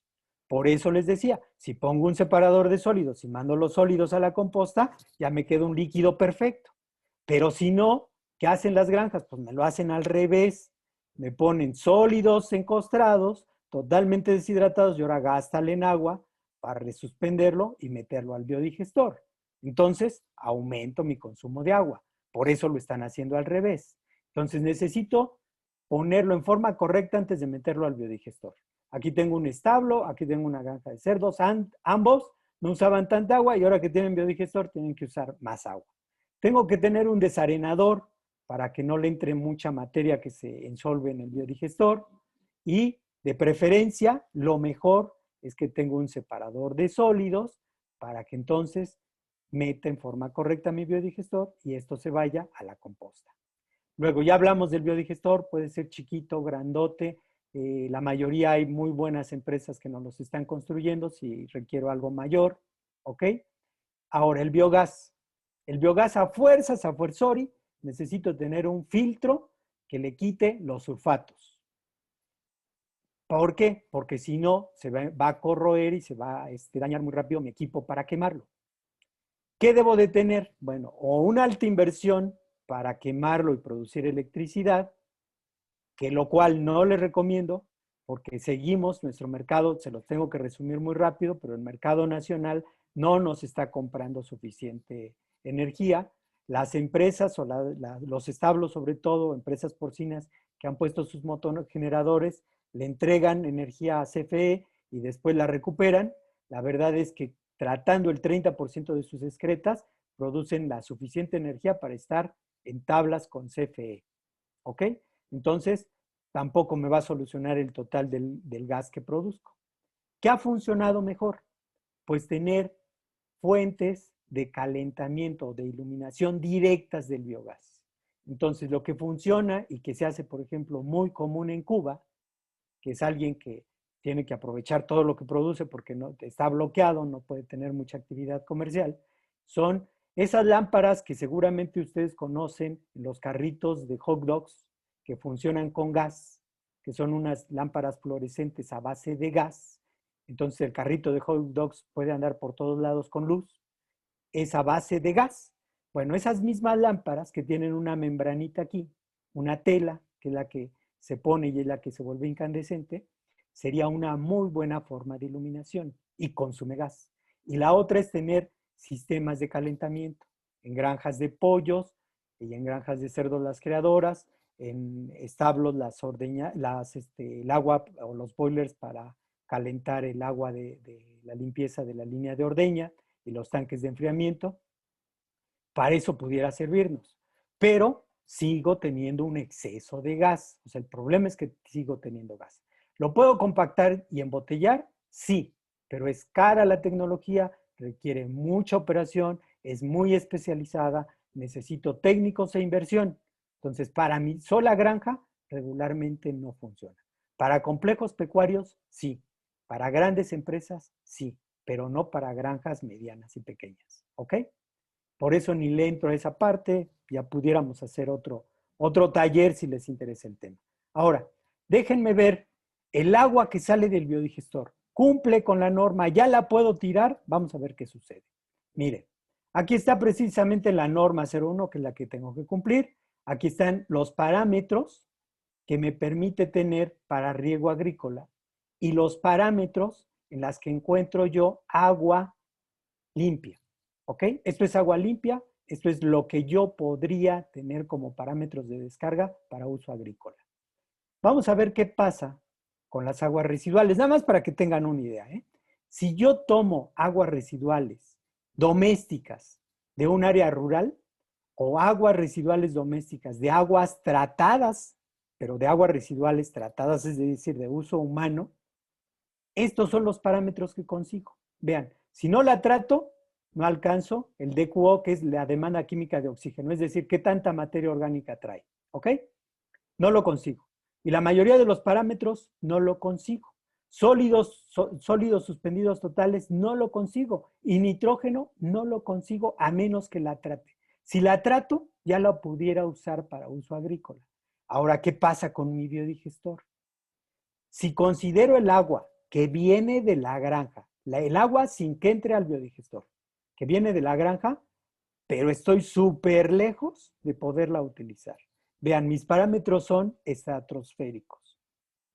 Yo tengo la fortuna de dar una clase en ingeniería ambiental y cuando tomamos muestras de granja y las llevamos al laboratorio de ingeniería, y la ingeniería me dice es que mis estándares que utilizo normalmente para determinar DQO o DBO, no puedo utilizar el agua de granja, viene tan cargada de materia orgánica que no me da.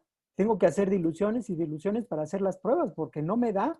O sea, es un agua demasiado cargada de materia orgánica. ¿Qué pasa en la salida del biodigestor? Pues si acaso, y si el procedimiento ya es muy eficiente en mi biodigestor, voy a cubrir el DBO, que es la demanda bioquímica de oxígeno, pero difícilmente cubro los demás. Sobre todo nitrógeno. Nitrógeno nomás no le llego, tengo mucho nitrógeno, ¿sí? Lo cual debería de ser una ventaja para el suelo. Ojalá y nuestra norma cambie y nos los permita usarlo, porque por lo que más llora el suelo es por nitrógeno.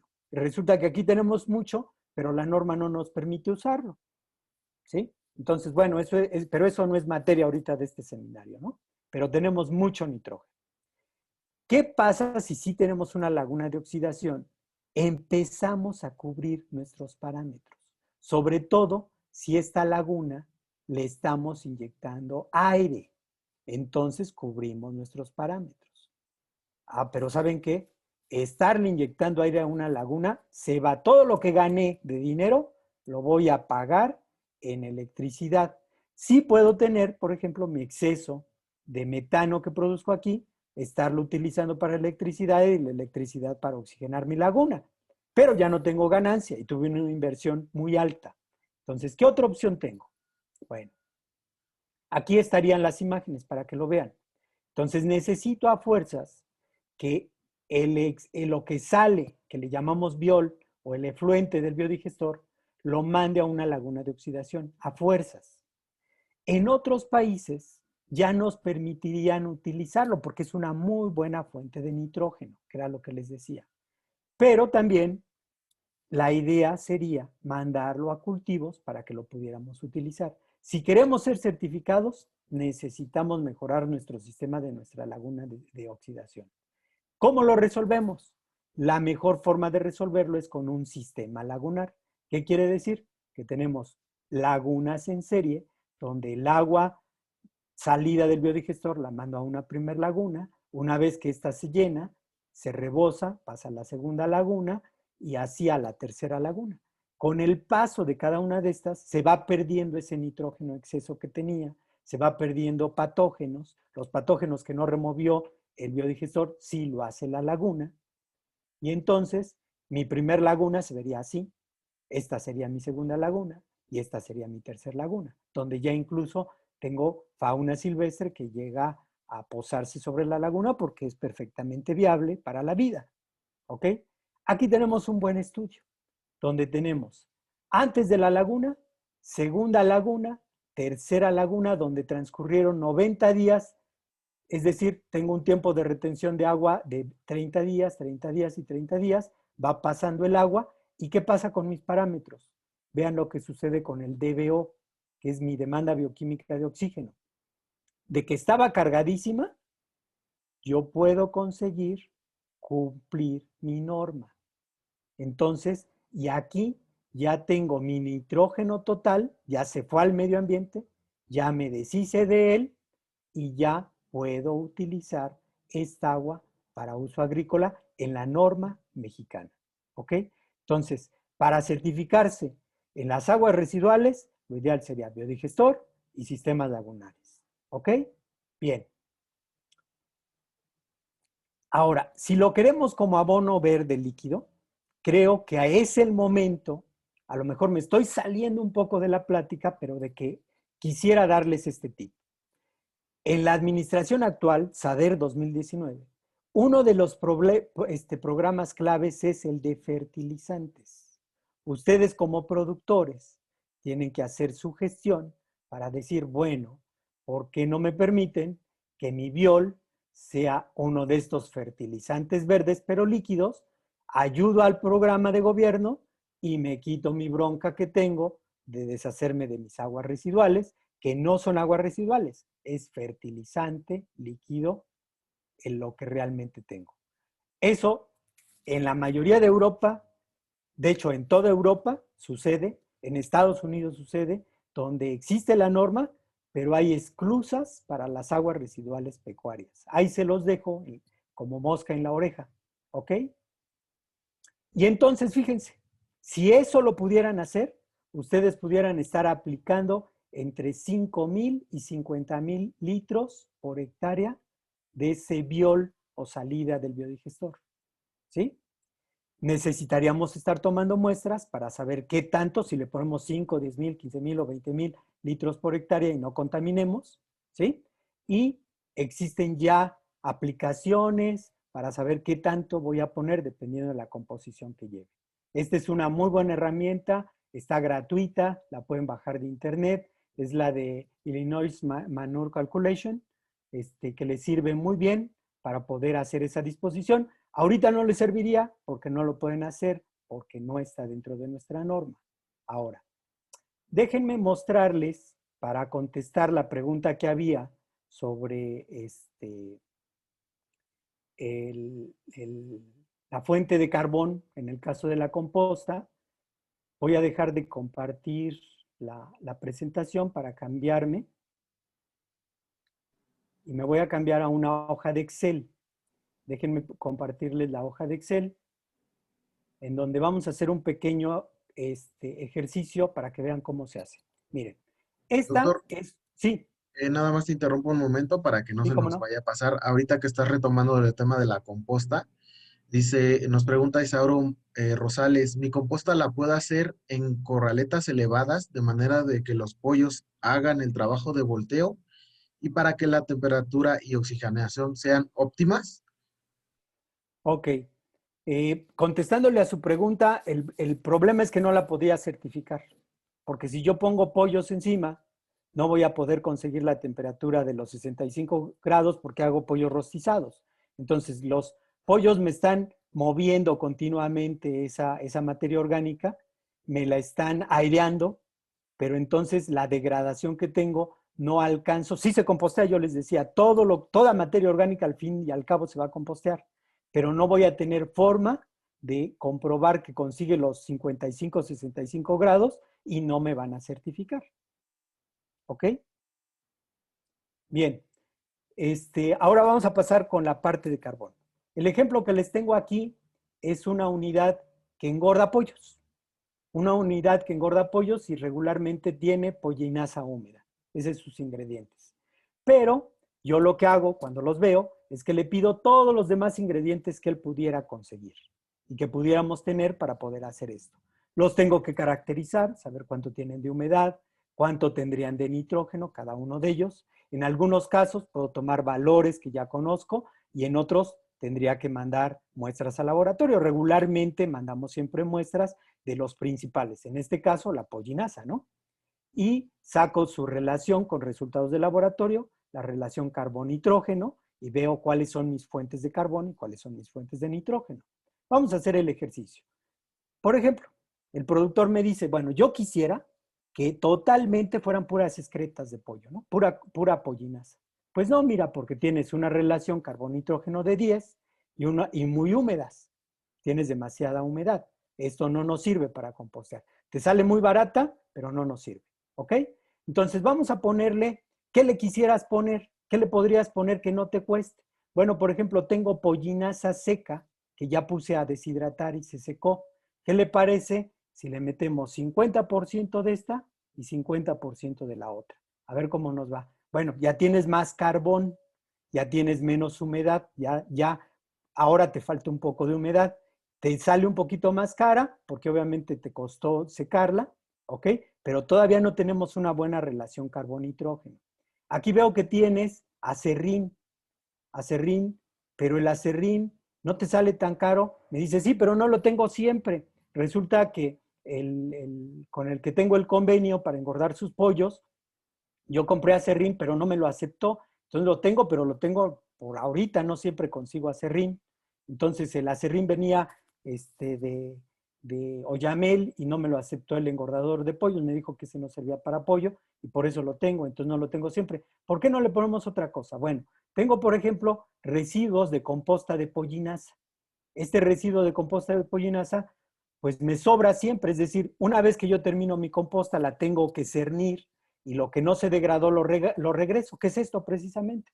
Entonces vamos a meterle un 20% y vamos a bajarle a esta, la que está húmeda, ¿no? Que es la que nos costaba más trabajo. Y vamos a dejar la que ya está seca. Se compuso un poquito, pero no mucho. Necesito más fuente de carbón. ¿Qué más me puedes dar? Pues, por ejemplo, mire, tengo estiércol de bovino lechero porque mi hermano tiene vacas y pues ahí están al lado las excretas y las puedo utilizar.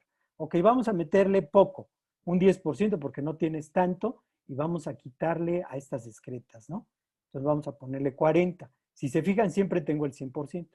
¿Se mejoró? Pues no mucho, tal vez un poco la humedad. Vamos a meter tu acerrín, vamos a ver cómo nos va. Si le metemos, ¿qué te parece? Un 20% de acerrín y lo quitamos de excretas frescas, que es la que nada más lata nos está dando. Dejamos la pollinaza seca. Ya subiste a más de 20. Con más de 20, si lo hacemos bien, ya consigues el mínimo, es decir, los 55 grados. Si no, tendríamos que mejorar todavía esto. Tendríamos que meterle algún otro. ¿Cuál sería bueno? Pues sería muy bueno que le metiéramos tierra para que le diera estructura a esa composta y vamos a bajar, por ejemplo, las excretas frescas. Ya, la que tú querías compostear, pues como que no está tan conveniente y tendrías que secarla. ¿Qué tanto te sube tu costo? Aquí ya tenemos algo que es composteable. Nos falta humedad, pero lo más importante es que es carbón, nitrógeno, ya lo tienes. Y te cuesta 100 pesos en ingredientes la tonelada, considerando los costos que tú me diste por arrastre, aun cuando te la regalaran, en fin, te costaría 100 pesos hacer tu composta por ingredientes. Cuando yo ya la tengo balanceada, entonces balanceo humedad. ¿Con qué lo hago? Con tu propio lixiviado. Por ejemplo, vamos a meterle unos 20% de lixiviado. Ese ya no lo balanceo. ¿Por qué? Porque lo que balanceo es mi materia seca. Y esto es puro líquido. Subo mi humedad, ya tengo una humedad correcta, ya casi tengo ese 25%. Con esto yo ya podría tener una composta con 55 grados. Entonces te digo, pues creo que es una buena cosecha. Puedes hacer una mezcla como esta y podemos tener una composta en tiempo y forma. ¿Ok? Entonces, no existe en la parte pecuaria, no existe una receta uniforme y estándar. Porque también, fíjense, podrían decirme a alguien, bueno, pues mira, yo la hago muy fácil. Vamos a borrar todo esto y vamos a hacer una composta muy fácil. ¿Sí? Vamos a hacer una composta donde yo meto 50% de excretas y 50% de acerrín. Está de lujo. ¿Sí? Con esta la hago en 130 pesos. ¿Está bien? Si tú consigues esto y lo consigues en esos precios, pues hazla nada más con excretas frescas y con aserrín. Pero depende de tu costo y depende de la disponibilidad del aserrín. Entonces, como pueden ver, no hay una fórmula, sino más bien qué ingredientes tienen ustedes, qué insumos pueden tener para poder hacer una dieta acorde a cada granja. ¿Ok?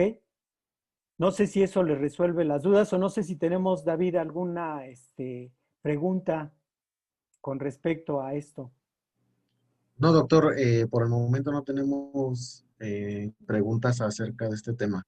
Ok, entonces vamos a regresarnos a la presentación, porque esta fue la última, si mal no recuerdo, la última transparencia, y es lo que les había preparado para poder hacer el uso de y poder llegar a la certificación, ¿no? Y tener los elementos para certificar el manejo de los desechos y de las excretas. No sé si haya más preguntas, David, o si alguna de las que me habías dicho no la Sí, terminé de contestar.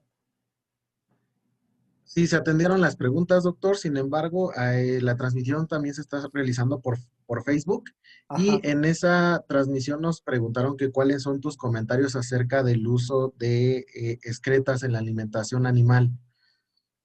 ok. Bien, el uso de las excretas en la alimentación animal también está regulado, también hay una norma. Sí puedo utilizar excretas de especies diferentes. Por ejemplo, puedo utilizar pollinaza para bovinos, pero el proceso es diferente. Ahí no sería compostear porque ahí pierdo la riqueza del nutriente, que es el nitrógeno de nuevo. Y entonces aquí lo que tengo que hacer es retirar la cama, pasarlo por un proceso térmico a base de calor, conseguir que destruya todas las bacterias, que lo vuelva estéril, digamos, y preferentemente cuando se hace así, se convierte en harina y de preferencia en pellet y se incorpora en el alimento en forma pelletizada. Y sí se puede hacer. Lo que no podemos hacer es usar excretas de la misma especie animal. Es decir, de cerdo no puedo usar en cerdo, de bovino no puedo usar en bovino, de rumiantes no puedo usar en rumiantes, pero sí de monogástricos en rumiantes. Y está normado, ¿eh? Existe en la norma. Muchas gracias, doctor. Em, bueno, tenemos una pregunta que nos dice, ¿qué tan frecuente conviene la limpieza de corrales de engorda de ganado? Entre más lo movemos, el ganado entra en estrés y pierde peso. Si no limpiamos el corral, está emitiendo metano al aire libre. Bueno, depende. Miren, el mayor problema en el feedlot, que sería esto que me dice de ganado, sería lo que yo les presenté como feedlot al principio. Realmente la cantidad de metano que emitimos por las excretas en el ganado cuando lo tenemos, aunque sean rumiantes, es muy baja. ¿Por qué? Porque es muy poco lo que se acumula de excretas y no alcanzamos a producir mucho metano, a menos que eso se convierta en un pantano. Si eso se convierte en un pantano, ya estamos emitiendo metano al medio ambiente. Si no, no. Entonces, lo que yo les decía es, lo ideal es que no muevo al ganado, no tengo que estarlo sacando para limpiar o no lo tengo que estar arreando para hacerlo a un lado y poder limpiar, pero no sirve para todos los climas. Hay una modalidad que han hecho la gente de Texcoco, que es poner engordas de ganado tipo invernadero y entonces aíslo las lluvias y entonces puedo recoger las excretas. Ahí lo que necesito, para que pueda ser certificado, necesito demostrar que no estoy teniendo filtraciones al suelo si es que no está impermeabilizado, y si está impermeabilizado, que se está deshidratando lo suficiente, es decir, tengo la suficiente espacio como para que los animales estén cómodos. ¿Ok? Muy bien, doctor, muchas gracias. Tenemos otras preguntas. Nos comenta Roberto Vázquez, dice, ¿qué valor tiene o potencial la cama de caballos hecha de aserrín y sus excretas? Bueno, es una combinación perfecta para compostear. O sea, es muy bueno. Es de lo que menos voy a necesitar adicionarle nada para compostearlo. Porque precisamente como tengo cama de aserrín, que es muy, muy buena fuente de carbón, y la dieta del caballo es una dieta muy buena, regularmente les damos concentrado, pues tengo una mezcla casi como esa que les puse al final de 50-50 y se va a estar composteando a veces en el puro lugar donde tiro las excretas, cuando veo ya está caliente eso, ¿no? Se está composteando. Donde hago mi acopio de excretas, ahí prácticamente inicia la composta. Se compostea rapidísimo. Es muy buen sustrato.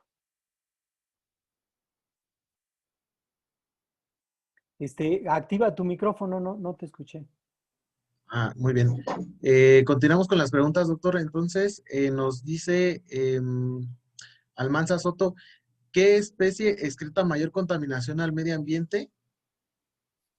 Bueno, la especie que contamina más el ambiente sería el humano, ¿no? Por andar agrupando a los animales.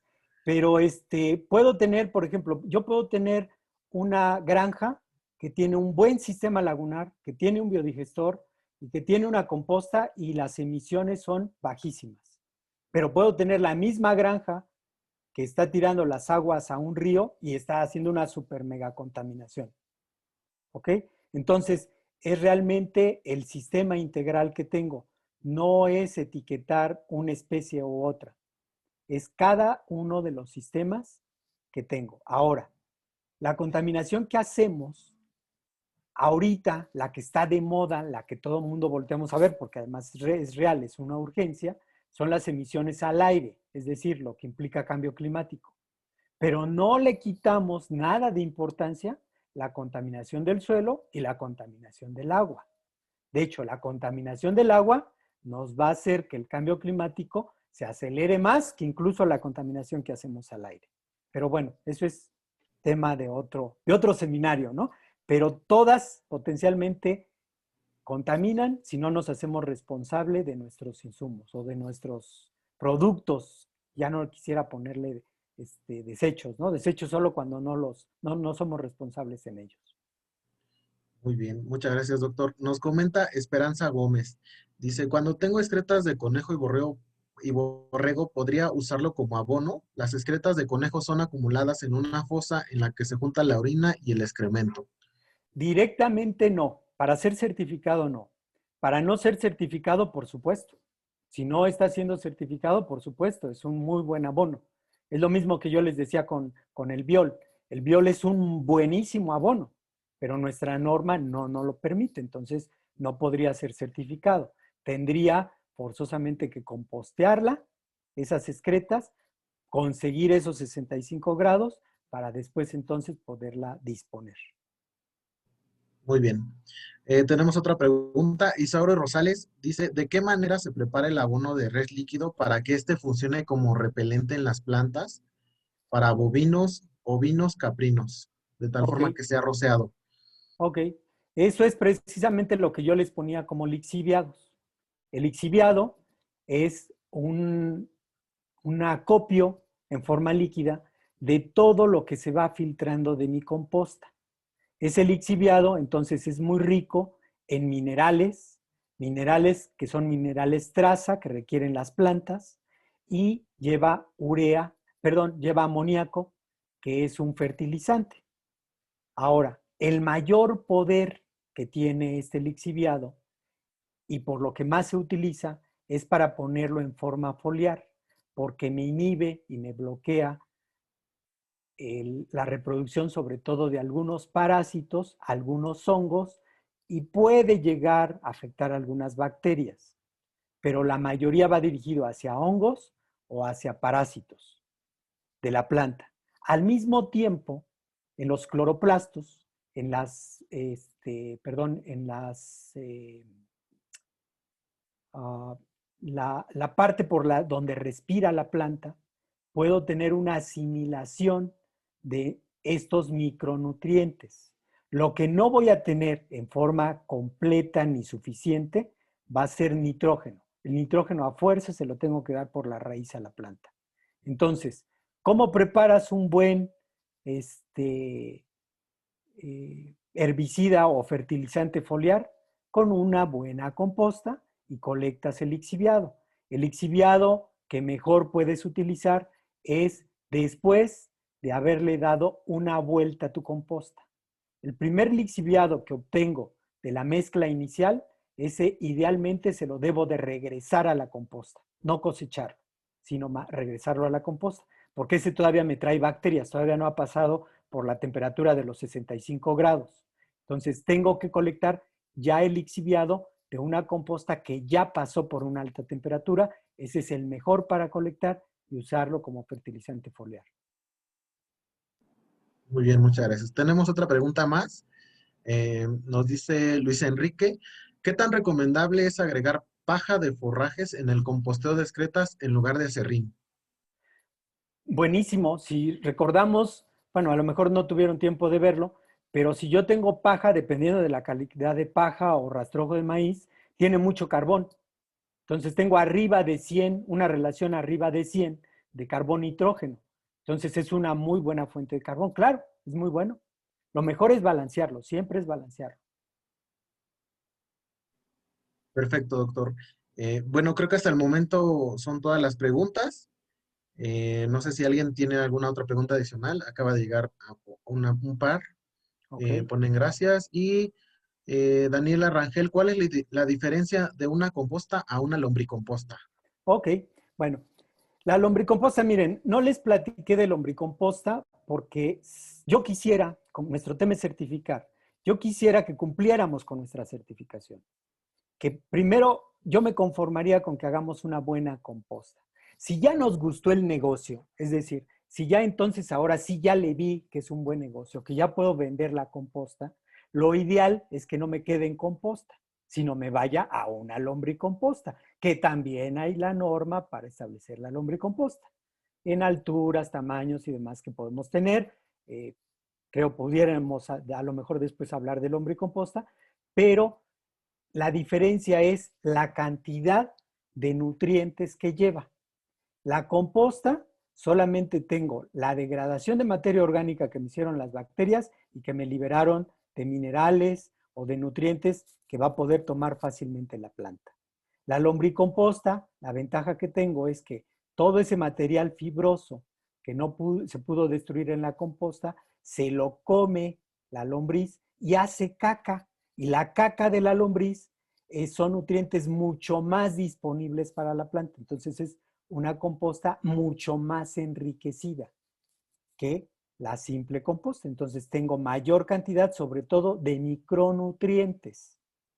Y puedo vender mejor una lombricomposta que una composta.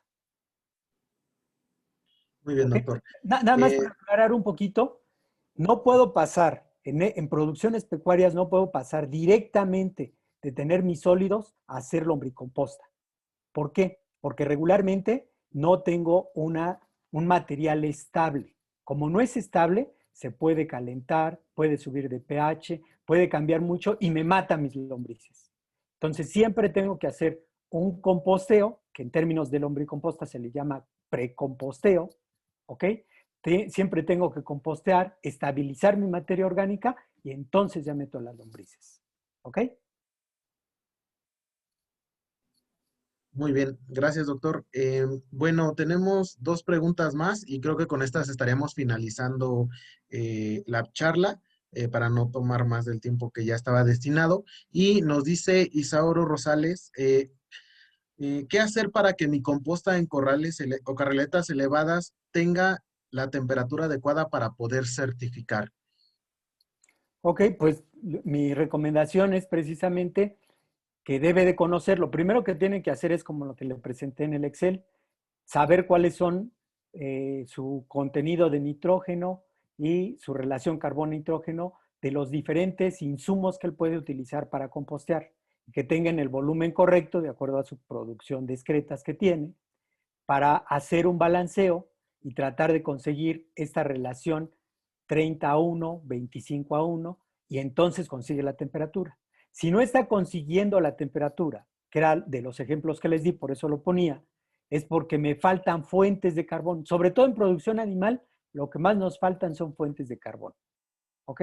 Entonces necesito fuentes de carbón para hacer una buena mezcla. ¿Qué tanto le va a poner? Pues qué características tiene lo que él está utilizando como materia prima. No le debemos de tener miedo a esto. Si yo tomo una muestra de ese conglomerado de excretas que tengo y la mando a un laboratorio, no me sale arriba de 300, 500 pesos mi análisis y con eso ya sé cuál es mi materia prima, con la que voy a empezar y cómo la voy a tener que balancear. Entonces, no le tengamos miedo a tomar una muestra y mandar al laboratorio. Yo creo que sería el primer paso para que no esté dando palos de ciego. Muy bien, doctor. Cerramos con la última pregunta y Ever Pineda nos pregunta, ¿qué tan mejorable es agregar melaza diluida con agua a la elaboración de la composta? Buenísimo. O sea, buenísimo, ¿por qué? Porque la melaza es fuente de carbón. Lo que le está adicionando es carbón y además es carbón de fácil digestión. Es un carbón que yo preferiría darle la melaza al animal porque lo va a utilizar mejor, me va a dar más beneficio, pero si la utilizo en la composta, buenísimo. Me va a acelerar mi proceso. Si iba a ser una composta, iba a tenerla que voltear a lo mejor normalmente en 15, 20 días, le meto melaza, en menos de una semana ya tengo que estarla volteando porque ya conseguí la temperatura, siempre y cuando esté balanceada, ¿no? Pero yo haría lo mismo, pondría una tablita donde vería mi costo de la melaza y ver si de verdad la melaza va a ser un buen insumo para mi costo de producción de la composta. Muchas gracias, doctor. Le están, bueno, para continuar nada más en el cierre de la pregunta esta última, dice Roberto Vázquez, ¿en qué proporción de agua melaza? De nuevo, así como lo hice en la tablita del Excel, por eso puse la tablita del Excel, ¿qué tanta agua va a necesitar mis ingredientes que ya tengo para hacer la composta? Si estoy teniendo ingredientes muy secos, dilúyela si quieres un kilo en un kilo en 100 en 100 litros de agua y no pasa nada, está re bien. Está mejor porque la distribuyes en toda tu composta. Pero si ya estoy muy saturado de humedad mi composta, a lo mejor mi dilución va a tener que ser 1 en 10 y voy a tener que chiquitearla y a lo mejor hasta con una bombita tenerla que poner para que quede bien distribuida. ¿Ok? Aquí la Correcto. clave es balancear. Sí. Bueno, Alejandra González, ¿es recomendable picar químicos para evitar moscas? Con esta cerraríamos. No, si ustedes lo ven, si hacemos un buen manejo, no necesitamos tener que utilizar mosquicidas. Si no hacemos un buen manejo, vamos a tener que tener mosquicidas, pero vamos a tenerlo que documentar. Acuérdense, todo es documentado, dónde lo pusieron, qué fecha lo pusieron, qué fecha lo retiraron. Y luego, a dónde van a disponer de él. ¿Ok? Todo debe de ir documentado. Muy bien, doctor. Bueno, con esto estaríamos culminando la plática del día de hoy. Le hacen varias felicitaciones, doctor, desde Paraguay, médicos veterinarios de la facultad. Los saludan, excelentes comentarios, Daniela Rangel, Alejandra González, de manera general, muy buenos comentarios para usted, doctor, y Muchas agradecemos su gracias a todos. plática. Le voy a dar la palabra a nuestra directora, la doctora Nayeli Ibarra, para cerrar la plática del día de hoy y agradecemos pues la presencia de todos los que acudieron a esta plática. Muy bien. Sí, claro. Pues nos vamos, yo creo, muy contentos, muy agradecidos. Agradecemos nuevamente al doctor Rafael por compartir un poco de su experiencia, de su amplia experiencia en este tema de técnicas y de manejo y eliminación de desechos. Como él lo comentaba, y algo muy importante es que el saber cómo poder cumplir y cómo poder tener todas las cuestiones en nuestras unidades pecuarias y poder certificarnos en materia de buenas prácticas, ¿no? Hay que recordar que hoy en día existen esquemas de certificación en México que avalan que ustedes como productores o comunidades de producción están cumpliendo, están teniendo esos estándares que les permiten colocarse en un mercado mejor, ¿no?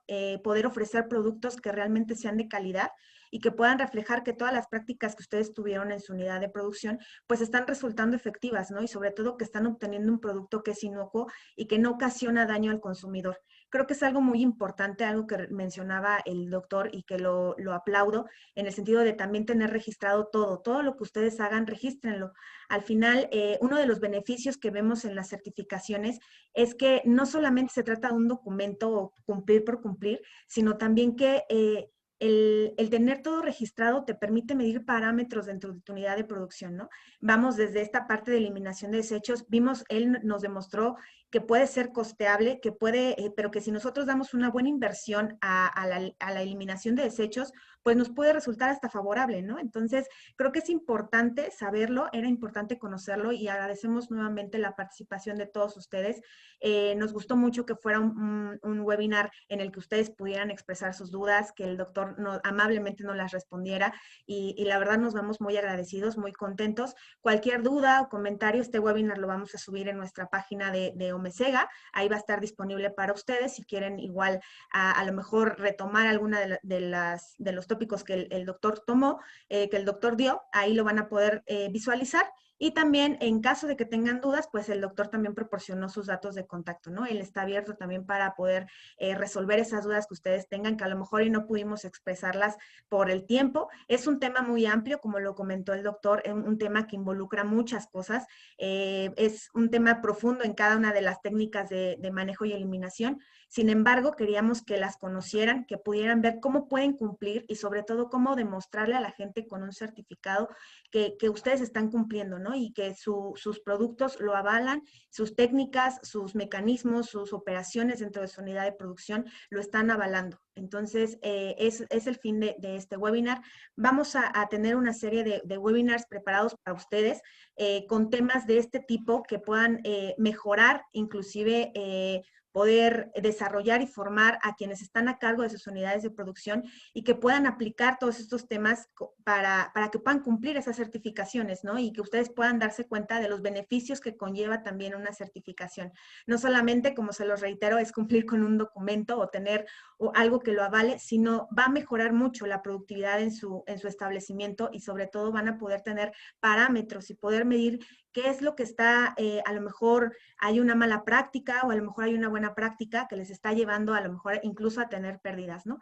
Entonces es importante, no sé si David quieras comentar un poco de cuáles son los siguientes temas que tenemos preparados para ellos antes de que cerremos este webinar. Sí, bueno, para las siguientes pláticas que están programadas, vamos a tener la ponencia de la autoridad competente en materia de certificación, que es el SENACICA. Nos van a hablar acerca de la importancia de la certificación en materia de buenas prácticas y vamos a tener también una ponencia a través del laboratorio Sanfer para el manejo de la salud del ganado. Especialmente nos van a hablar de la rabia paralítica en bovinos. Esto es para la próxima semana. Y continuando con los temas, también tenemos las buenas prácticas en la utilización de productos biológicos y farmacéuticos. Estos serían los próximos. Toda esta información va a estar disponible en la página de Facebook de Omecega, también en la página web. Y también estaríamos notificándoles pues a los que se inscribieron para que les llegara por correo electrónico y pues agradeciéndole el interés que han tenido por esta charla, una excelente charla del doctor Rafael Olea. Eh, pues prácticamente con eso estaríamos terminando. Muchas gracias por su participación. Doctor Rafael, no sé si quiera comentar algo para cerrar el webinar. Sí, bueno, a mí me queda realmente agradecerle a Omecega que nos haya invitado, que nos haya permitido acercarnos a los productores en este tema que es tan eh, difícil de conseguir quien nos pueda decir un poco qué hacer con las excretas, ¿no? Yo creo que tenemos mucha información de la parte clínica, de la parte productiva, pero cuando entramos a las excretas no encontramos cómo hacerle y solo son consejos de lo que hace el compadre. Entonces, espero les haya aclarado. Creo que fui súper rapidísimo, como bien lo dicen, es muy amplio todo este tema. Hay muchos detalles en cada una de las cosas, pero creo que esto nos puede dar una visión general y yo soy de los convencidos de que se puede cumplir. O sea, podemos cumplirlo y podemos verlo desde el punto de vista positivo y podemos hacerlo negocio incluso. Puede funcionar muy bien como parte del negocio. No le tengamos miedo a cumplir normas. Las normas es simplemente para guiarnos. Si hacemos un buen proceso es muy fácil y la certificación es muy sencilla si nos acostumbramos a documentar. No le tengamos miedo a registrar lo que hacemos. Si es algo que no estamos cumpliendo, bueno, pues nos va a ayudar a darnos cuenta y cumplirlo. Solamente es eso. Lo registramos, vemos que no cumplimos y ahora lo cumplimos. Se acabó y lo tenemos que registrar. ¿Sí? Es como una de las trabas que tenemos que pasar. Si eso lo pasamos, la certificación es muy fácil y podemos dar un paso muy grande si tenemos una unidad de producción certificada. Entonces, les agradezco mucho y le agradezco mucho toda la participación, todos los que estuvieron atentos. Me encantan las preguntas, eso quiere decir que había mucho que platicar y no nada más era un monólogo, ¿no? Entonces, qué bueno, me agrada mucho, me voy muy contento de esta participación y agradecerles a ustedes por esta oportunidad. Muchas gracias, doctor. Pues bueno, finalizamos ya este webinar y nuevamente les agradecemos a todos. Les reiteramos, OMECEGA somos un organismo de certificación. Si ustedes están interesados en obtenerla, en obtener esta certificación en materia de buenas prácticas pecuarias, quedamos a la orden. Nos pueden contactar a través de nuestros medios como Facebook o inclusive en nuestra página web. Ahí nos pueden visitar. Igual si tienen alguna duda, quieren mayor información sobre alguna certificación, adelante, estamos a la orden y atentos para lo que ustedes requieran. Sin más preámbulos, pues me despido de ustedes, nos despedimos, esperamos verlos y que de igual manera participen con nosotros en los siguientes webinars que tenemos preparados para ustedes. Muchas gracias por su asistencia y que tengan un excelente día. Muchas gracias y hasta luego.